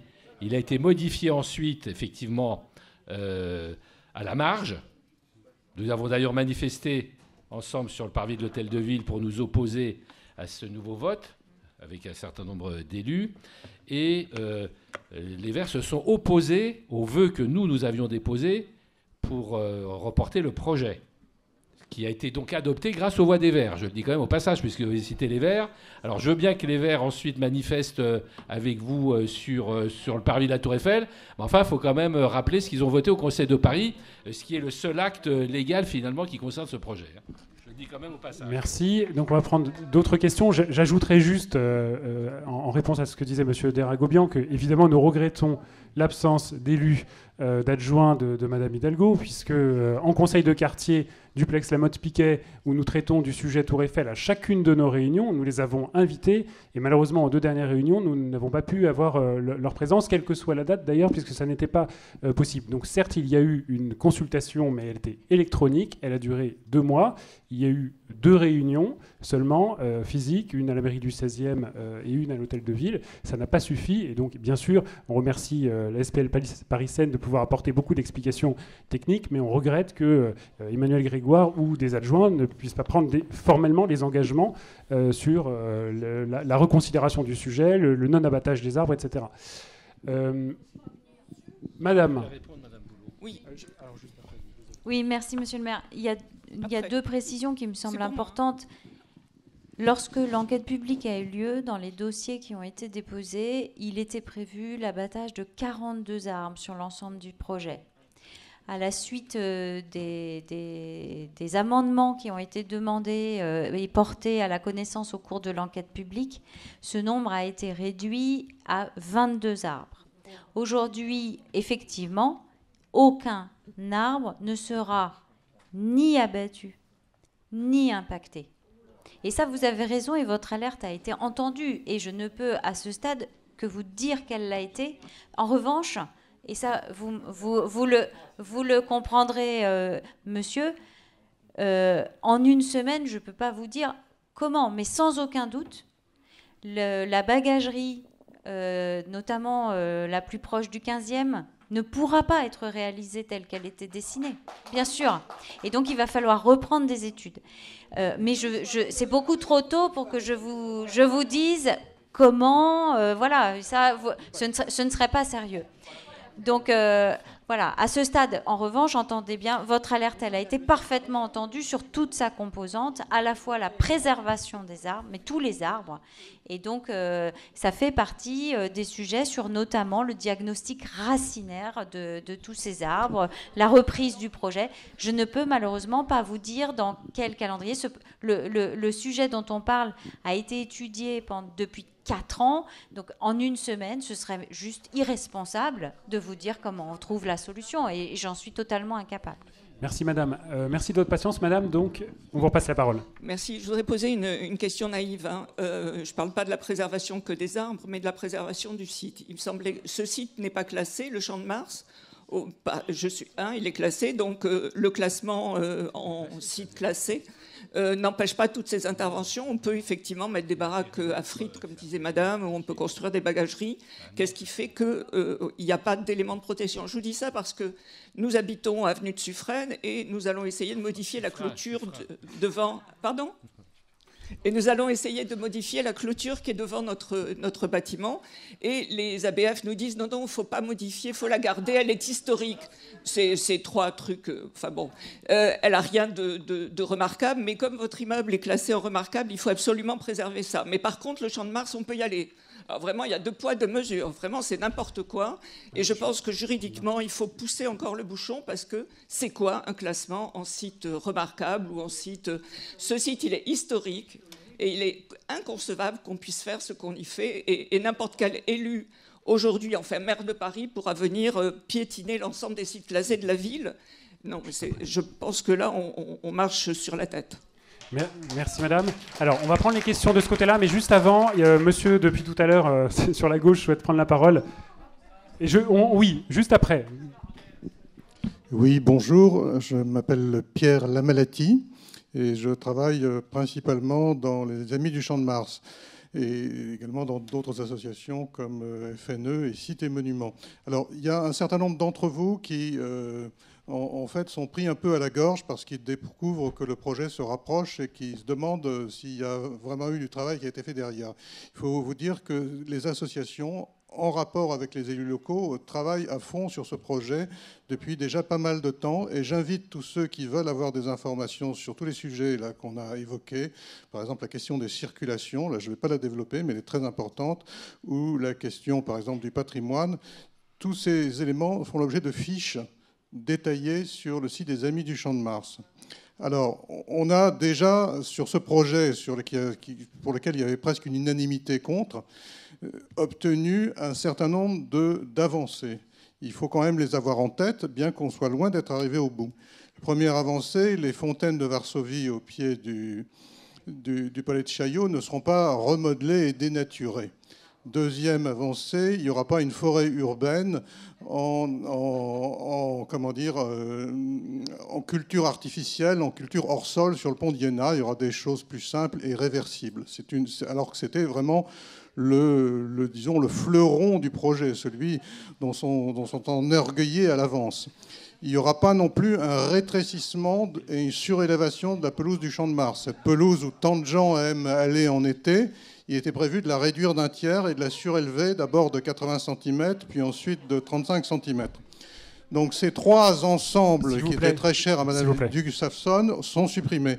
Alors le point qui reste et qui est vraiment le noyau du problème, c'est l'environnement de la Tour Eiffel, qu'on appelait autrefois les jardins de la Tour Eiffel, car comme un intervenant l'a fait remarquer tout à l'heure, ces 2 jardins charmants et qui sont soustraits au public à l'heure actuelle sont plus anciens que la Tour Eiffel. Ils datent de l'exposition universelle de 1878 et c'est très très triste de voir qu'on ne peut pas y aller ou y aller avec des difficultés. Alors à cet endroit autour de la Tour Eiffel, il y a 2 problèmes principaux qui se posent. Un problème d'insécurité qui est soulevé par certains et qui est lié principalement au fait qu'il y a tout un capharnaüm qui obstrue complètement le paysage et qui donne autant de caches et qui crée un biotope pour les trafics, la délinquance ou bien simplement des vendeurs à la sauvette, etc. Et le deuxième problème, qui est alors là où on touche vraiment au cœur de l'absurde, à mon avis, c'est le fait de construire des immeubles, et notamment des immeubles de bureaux de luxe, dans le Champ de Mars en impactant des arbres. Alors là, je pense qu'il n'y a vraiment personne qui peut accepter ça. C'est vraiment une question de bon sens minimal. Et là, vraiment, je vous invite à vous mobiliser tous pour arracher le morceau. Parce que là, vraiment, c'est ce qui est le plus légitime et c'est le cœur du projet. Voilà. Alors, je voulais juste, puisque la raison de ma prise de parole était d'abord de répondre sur la question du patrimoine. C'est une question très importante et qui n'a pas du tout été prise en compte dans le projet de Mme Gustafsson, qui pense que l'art de la Belle Époque, c'est Renoir et Monet. Ce n'est pas du tout le cas. Et il y a une réflexion qui est lancée pour créer, au niveau du Champ de Mars, sur les limites de la protection UNESCO. UNESCO, d'ailleurs, je le signale au passage, qui s'inquiète sur la situation du Champ de Mars à l'heure actuelle. Il y aurait le projet de lancer ce qu'on appelle un PSMV, c'est-à-dire un site classé. Si vous voulez, pour faire simple, c'est le top des sites classés et qui consisterait à étudier le patrimoine de ce lieu, à mieux le comprendre, à mieux le faire connaître et surtout à mieux le protéger. Alors, je voulais juste, avant de rendre le micro, puisque c'était le sujet, c'est de poser une question à madame. C'est qu'on nous pose souvent des questions sur les circulations autour du pont d'Iéna, sur les quais, etc. Il y a eu diverses versions, c'est pas clair du tout. Et à l'heure actuelle, moi, quand on me pose ces questions, je ne sais pas y répondre. Ça serait bien qu'il y ait un plan clair sur ce qui est envisagé. Merci beaucoup. Très bien. Alors, on va laisser peut-être Madame Boulot répondre. Peut-être d'abord sur la question de Madame, le classement du site et la manière dont il a été pris en compte dans la conception du projet. Et ensuite, sur cette question des circulations, effectivement, sur le quai Jacques Chirac, c'était votre question, même si ça a été évoqué tout à l'heure avec le tunnel.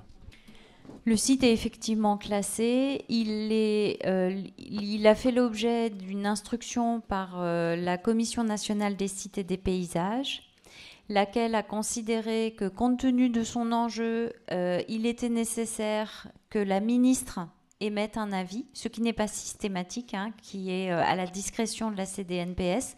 Donc la CDNPS s'est réunie pour... donc c'est plus que les ABF, c'est les inspecteurs des sites classés, qui ont donc fait remonter à la ministre leur avis, laquelle a effectivement donné un avis préalable à la délibération du Conseil de Paris du mois de février.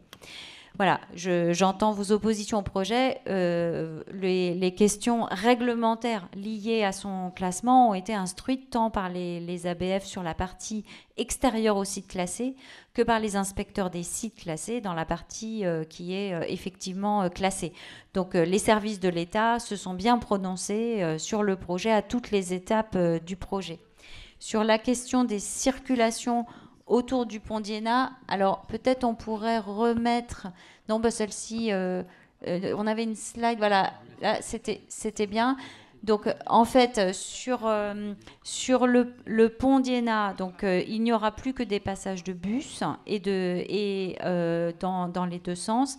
Ensuite, quand vous venez du périphérique et que vous rentrez dans Paris en voiture, vous pourrez toujours passer en surface le long de la tour et poursuivre votre trajet vers le centre de Paris. Il demeure en surface une voie de circulation dans le sens périphérique vers le centre de Paris. Quand vous êtes dans l'autre sens, il y a deux voies et elles sont uniquement dans le tunnel en dessous. Et ensuite jusqu'au périphérique. Donc voilà pour l'essence de circulation. C'est sur l'autre rive. Les véhicules particuliers seront dans le tunnel, dans les deux sens de circulation. En surface, toute la place de Varsovie, elle est piétonnisée. Il n'y a que les bus et les véhicules de secours qui ont le droit d'y accéder. Merci. Alors, merci pour votre patience de ce côté. Monsieur. Moreuil, je m'occupe d'une association qui est un petit peu plus en aval. Qui est l'association de défense de Beaugrenelle et du Front de Seine. Et évidemment, c'est un quartier qui va être extrêmement impacté par les difficultés de circulation. En 2003, nous avions déjà lutté contre ce qui a été fait avec le centre commercial de Beaugrenelle. Et malheureusement, tout ce qu'on avait prévu, c'est-à-dire les bandes des banlieues, les embouteillages, ça s'est produit. J'ai une question très technique à poser à Madame Boulot, qui est, j'ai trouvé dans la consultation publique qui a eu lieu il y a à peu près 3 mois. En octobre-novembre. Encore plus. J'ai trouvé que le Champ de Mars deviendrait une plateforme technique.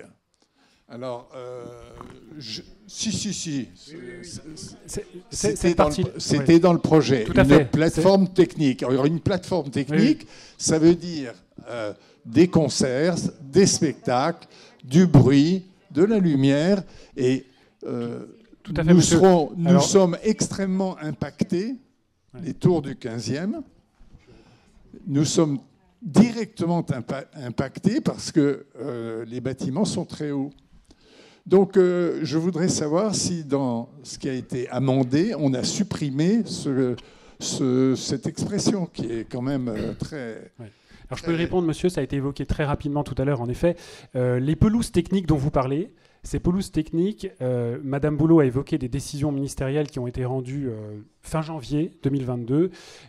Dans ces décisions, il y a une chose notamment qui a été rejetée, c'est la surélévation de ces pelouses du Champ de Mars et leur encadrement par des bordures de pierre. Donc cette partie-là, au Conseil de Paris de février, a été reportée après les Jeux Olympiques avec une nouvelle consultation. J'espère être exact, mais si Madame Boulot souhaite le préciser, elle pourra. Évidemment, nous avions tous, mais élus du 7e, du 15e, aussi cette inquiétude. C'est-à-dire que ces pelouses soient le prétexte et permettent effectivement encore plus peut-être d'événementiel. En tout cas, cette partie-là, sauf erreur de ma part, ne fait plus partie du projet tel qu'il doit être réalisé avant les Jeux Olympiques. Bon, je voudrais aussi faire observer que la perspective, qui était vraiment une des plus belles perspectives de Paris, est complètement coupée absolument à chaque étape. La gazonisation de la place du Trocadéro, on ne voit absolument pas la perspective de ce qui va être coupé, parce qu'il y a des marches, il y a l'esplanade du Trocadéro, donc on ne verra rien. Et donc, c'est complètement inutile, sauf d'étrangler de nouveau la circulation. Alors, quoi qu'on en ait, il y aura de la circulation dans Paris. Et donc, c'est une absurdité et on embête les Parisiens pour rien. Quelqu'un d'autre pourra citer la phrase de Pompidou. C'est vraiment arrêter d'emmerder les Parisiens. Merci, Monsieur Moreuil. On avait d'autres questions. Alors, de ce côté-là, alors voilà. Monsieur, puis un peu plus loin, s'il vous plaît. Monsieur. Bon, je suis membre des Amis du Champ de Mars depuis 12 ans. J'ai été administrateur et trésorier et j'ai suivi avec notamment le président Sédou, qui est là, toutes les procédures juridiques que nous avons actionnées avec l'aide de beaucoup de gens, financièrement, etc., et qui s'est terminée le 23 décembre 2020. Bernard Sédou et moi, devant la Cour administrative de Paris, qui émet un jugement et qui dit, c'est très clair, et qui fait une jurisprudence.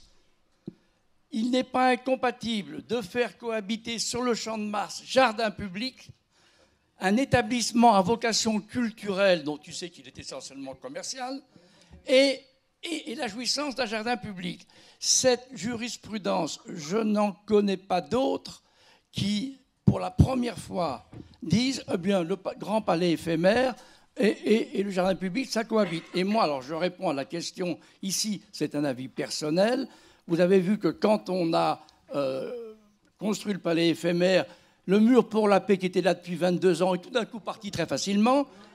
Et monsieur le maire en est peut-être l'héritier, je ne sais pas où ça en est. Je dis qu'aujourd'hui, je ne crois pas du tout que ce palais est éphémère. Je dis qu'aujourd'hui, c'est une prévision personnelle que je fais. Je dis qu'aujourd'hui, que malgré les recours, etc., pour des raisons financières, je me souviens des réunions avec la charte des Amis du Champ de Mars et le secrétaire général de la mairie, qui s'appelait M. Chotard à ce moment-là, qui me disait « Mais M. Roncin, on a besoin de ressources ». On sait bien, on a besoin de ressources quand on est endetté à 9 milliards de... Bon, voilà, donc je dis, et je réponds à la question personnellement, ce palais a de très grandes chances de demeurer. Merci, monsieur. Madame, donc, au fond, si vous pouvez prendre le micro. Madame, voilà.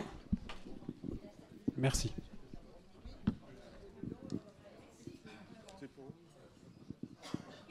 Bonjour, je suis juste une habitante depuis 50 ans ici.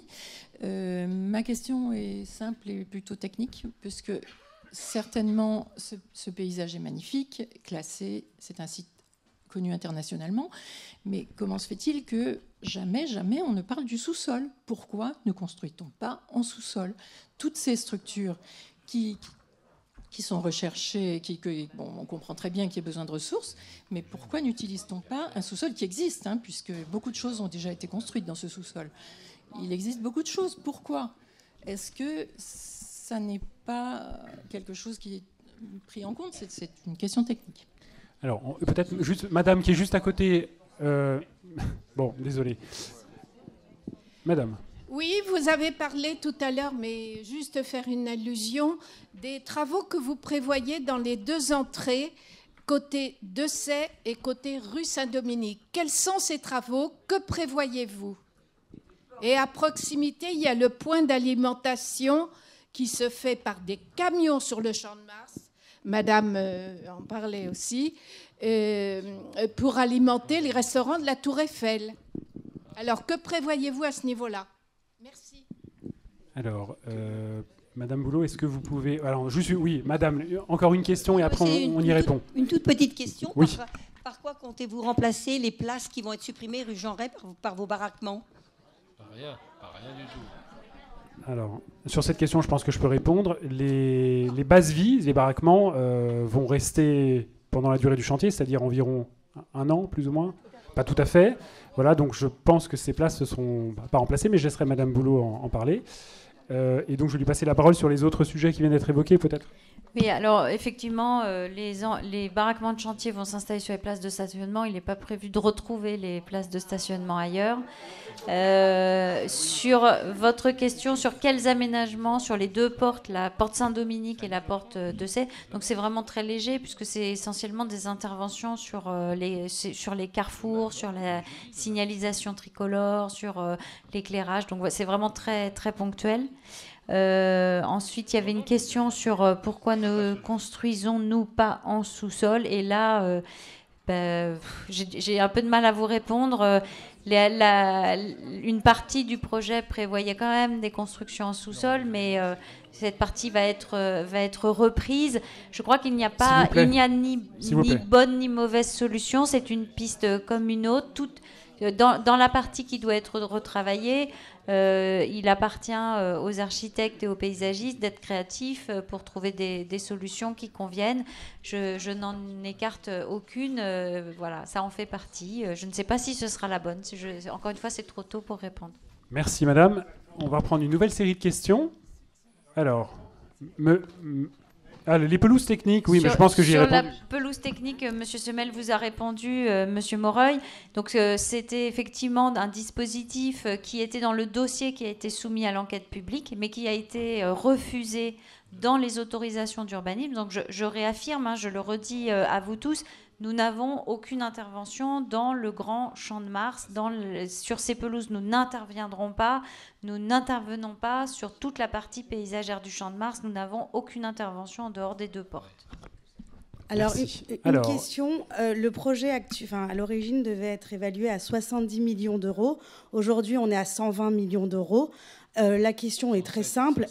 Les modifications qui doivent être faites, notamment parce qu'il existe des arbres bicentenaires et que personne ne les a vus auparavant à la mairie de Paris, ces modifications qui imposent donc des modifications architecturales qui va engendrer des frais, notamment, j'imagine, pour Madame Gustafsson, et donc va augmenter le coût. Les Parisiens ont besoin de comprendre comment c'est possible qu'un projet triple de prix, sans explication. Est-ce que ce ne serait pas, quelque part, le moment d'étudier les appels d'offres également pour rappeler quand même ce qu'on a déjà connu en France, l'histoire de Urbac-Raco. Vous vous souvenez tous, le financement des partis avec les appels d'offres. Comment un projet peut passer de 70 millions à 120 millions? Merci, Madame. On prend une autre question, peut-être, à côté de vous. Quelqu'un veut... Non. Alors, derrière, monsieur... Oui, bonsoir. Je suis aussi des Amis du Champ de Mars, ancien des Amis du Champ de Mars. J'avais juste une question sur le classement qui a été tout à fait évoqué par Madame. Il est très étonnant que ce Champ de Mars qui est classé avec les berges de la Seine et qui a un classement qui est ancien quand même, puisse être remis en cause et qu'un certain nombre d'organismes tels l'ICOMOS ou des organismes comme ça n'aient pas été consultés. Voilà, on ne comprend pas comment on peut dénaturer un tel truc, déclasser le Champ de Mars. Alors, est-ce qu'il y a encore des questions dans cette partie-là de la salle? Je regarde là-bas. Non. Alors là-bas, au fond, Oui, enfin. Non, alors là, monsieur, une autre question courte. La ministre, quand vous parlez de ministre, c'est bien Madame Bachelot. La ministre, Madame Bachelot. Donc ça veut dire que derrière, Macron est d'accord. Non, alors c'est plus compliqué. Oui, en fait, les autorisations, les décisions ministérielles que j'ai évoquées tout à l'heure, et dont une qui interdit la surélévation des pelouses pour l'instant, c'est une décision de la ministre de la Transition écologique. Est-ce que, Madame Boulot, vous avez d'autres éléments sur ce qui vient d'être demandé ? Effectivement, l'avis ministériel, c'est au titre de l'autorisation environnementale des sites classés, donc c'est Madame Pompili, hein, c'est dans ses services. Une question a été posée sur, à nouveau, le classement du Champ de Mars. En fait, sur le Champ de Mars, l'avis de la ministre, comme l'a rappelé Monsieur Semel, refuse la rehausse des pelouses techniques. Et donc, c'est la raison pour laquelle nous n'interviendrons pas dans cette partie-là. Nous ne ferons pas ces pelouses surélevées. Là, je crois que la protection du Champ de Mars, en tout cas le regard que les services de l'État ont porté sur ce projet, est sans ambiguïté aucune. Voilà, à ce stade, les réponses que je peux vous apporter. Je vous propose de prendre peut-être une dernière série de questions, parce qu'il se fait tard et que nous devons théoriquement libérer l'école bientôt. Alors, de préférence, ceux qui n'ont pas encore posé de questions, s'il vous plaît. Mais bon, Madame, juste derrière, je crois que c'est... Je voulais savoir s'il était envisagé de faire quelque chose pour la sécurité, la propreté en particulier. Parce qu'on parle de sommes astronomiques, mais on a en guise de poubelle des grosses bennes à ordures. Sur un site comme le Champ de Mars, c'est quand même très laid. Le Champ de Mars est absolument dégoûtant. Les jardins ne sont pas entretenus. Il y a beaucoup de délinquance. Il n'y a pas de sanitaire. Et donc, si on voulait accueillir dignement les touristes, on pourrait peut-être commencer par s'occuper de ça. Et je pense qu'on n'aurait pas du tout besoin de faire le reste, du coup. Alors, merci Madame. Est-ce qu'il y a une autre question ici ? Non. Monsieur Moreil, alors, s'il vous plaît, brève.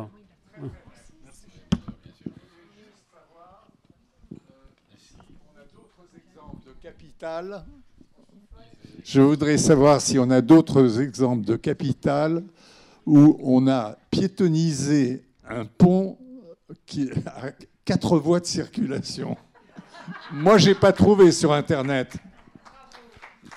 Merci. Alors, une dernière question peut-être, et on laisse la SPL nous répondre. Non ? Madame, oui, Madame. Oui. Ouais.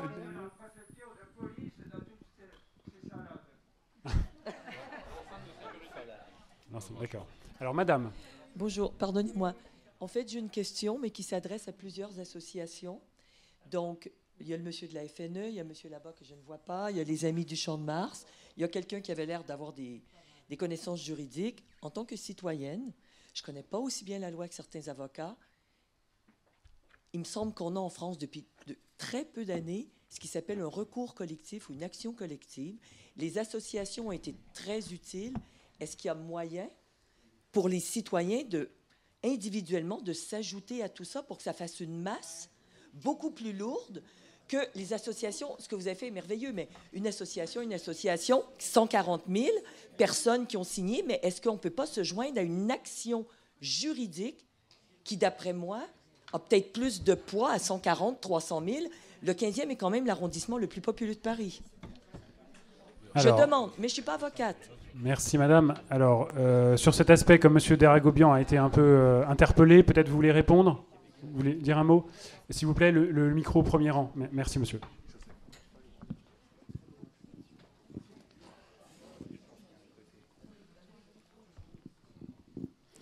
Alors, pour vous répondre, à ma connaissance, il n'y a pas d'action collective en ce sens dans lequel on peut avoir 10 000 ou 100 000 personnes.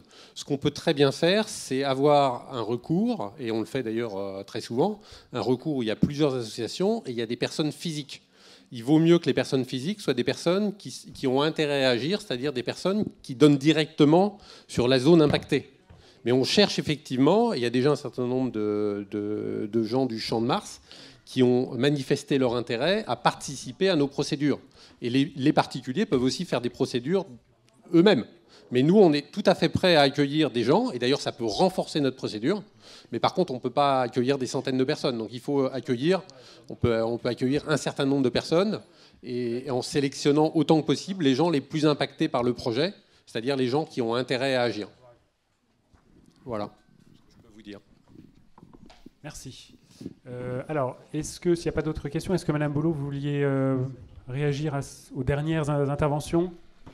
Oui, vous dire qu'il y a effectivement des poubelles et des sanitaires qui sont ajoutés sur le site. Je suis passée très vite dessus tout à l'heure, mais même dans le bâtiment que vous avez encore à l'écran, il y a des sanitaires publics qui vont être ajoutés, qui vont donner directement sur la placette, donc qui vont quand même permettre d'améliorer significativement le site. Voilà, et puis vous dire que dans le cadre des demandes qui ont été exprimées par les élus au moment du vote en Conseil de Paris, a été également voté la création d'un plan de gestion pour le site, donc qui rentre complètement dans cette préoccupation qui n'est pas du ressort de Paris Seine, mais je suis persuadée que les élus en auront connaissance dès qu'il sera prêt. Sur le comité de suivi du chantier, c'est un point, effectivement, merci de me le rappeler. Monsieur le maire en a parlé. Il est prévu, effectivement, par monsieur Baudrier, l'adjoint aux travaux, dès le mois de septembre, sur ce site, le comité de suivi du chantier. C'est un point que vous vouliez voir confirmer, monsieur le maire.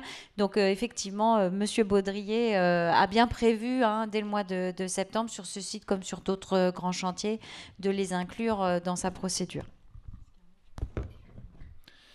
Bien, merci en tout cas pour ces questions. Je voudrais remercier quand même Madame Boulot qui n'a pas eu une tâche facile, puisqu'elle est effectivement, comme on l'a dit, la technicienne qui dirige les services compétents sur ce projet. Nous nous situons à un autre niveau, vous l'avez bien compris. D'ailleurs, associations et élus menant des actions communes depuis longtemps et depuis le début de ce projet, ce qui nous a permis d'éviter un certain nombre de choses d'ailleurs.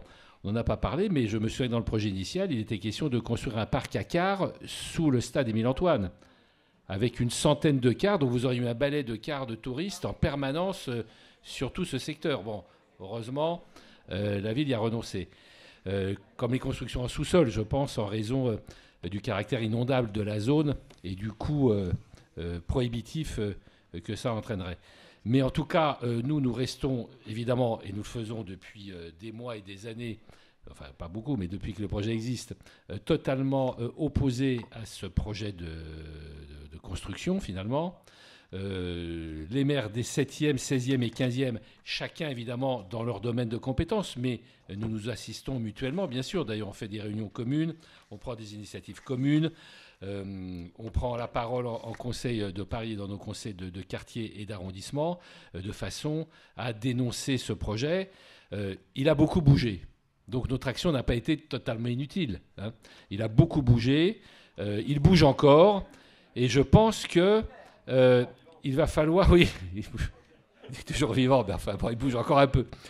Mais là, bon, si on est sérieux, les décisions qui semblent avoir été prises, je suis prudent en disant ça, parce qu'effectivement, ce sont des déclarations publiques, ce ne sont pas des actes juridiques, et qui ont été, les déclarations publiques qui ont été faites par la mairie centrale nous amènent à avoir quand même un certain espoir. Mais il faut maintenir évidemment plus que jamais la pression, les habitants comme les élus et les associations, de façon à ce que le Champ de Mars ne soit pas sinistré comme il l'est aujourd'hui. Alors évidemment, le Champ de Mars, c'est dans le 7e, je le rappelle, nous sommes riverains, côté 15e, mais il y a aussi, je ne voudrais pas qu'on passe sous silence complètement les aménagements côté 15e.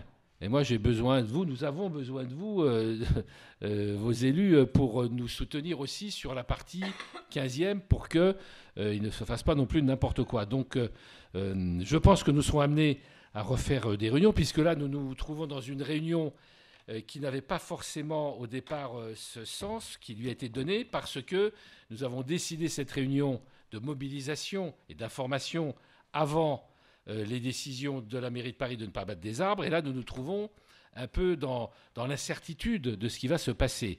Donc, il y aura évidemment un débat au Conseil de Paris dans une quinzaine de jours. Et ensuite, nous reviendrons devant vous, d'une façon ou d'une autre, pour vous dire ce qu'il en est et comment agir. Mais d'ores et déjà, c'est vrai, nous, ça nous aide en Conseil de Paris de nous prévaloir des pétitions que vous signez, des actions de terrain qui sont les vôtres, etc. Et de celles, évidemment, que nous menons même en dehors du Conseil de Paris. Donc, d'ailleurs, si vous pouvez laisser vos coordonnées en partant, ce serait intéressant parce que ça nous permet comme ça de vous convier à d'autres réunions, d'autres informations. En tout cas, on travaille vraiment beaucoup avec vos associations. C'est très important. Elles font un travail admirable. Et je remercie l'association des Amis du Champ de Mars et puis la FNE de M. Deragobian, du travail considérable qui est fait, très précis, très méticuleux, très utile. Nous aussi, d'ailleurs, nous travaillons avec des avocats, bien sûr, hein, et les recours contentieux, enfin gracieux en tout cas, et peut-être contentieux, sont faits avec des avocats spécialisés. Je remercie également les collègues qui ne ménagent pas leur peine aussi dans cette affaire, parce que nous, c'est un peu le combat de David contre Goliath, hein, vous l'avez bien compris. Bon, enfin, on est vos représentants au Conseil de Paris. Donc, on continue le combat, on ne lâche rien. Merci de votre présence et d'être vigilant. Allez sur les sites aussi, hein, les sites internet, les sites des associations, les sites de la mairie et autres, de façon à pouvoir vous informer et nous suivre aussi, nous accompagner dans le mouvement de protestation. Il ne s'agit pas d'un combat politique, enfin c'est pas du tout le sens qu'on leur donne, c'est simplement de restituer ce secteur à sa vocation première. Merci à toutes et à tous.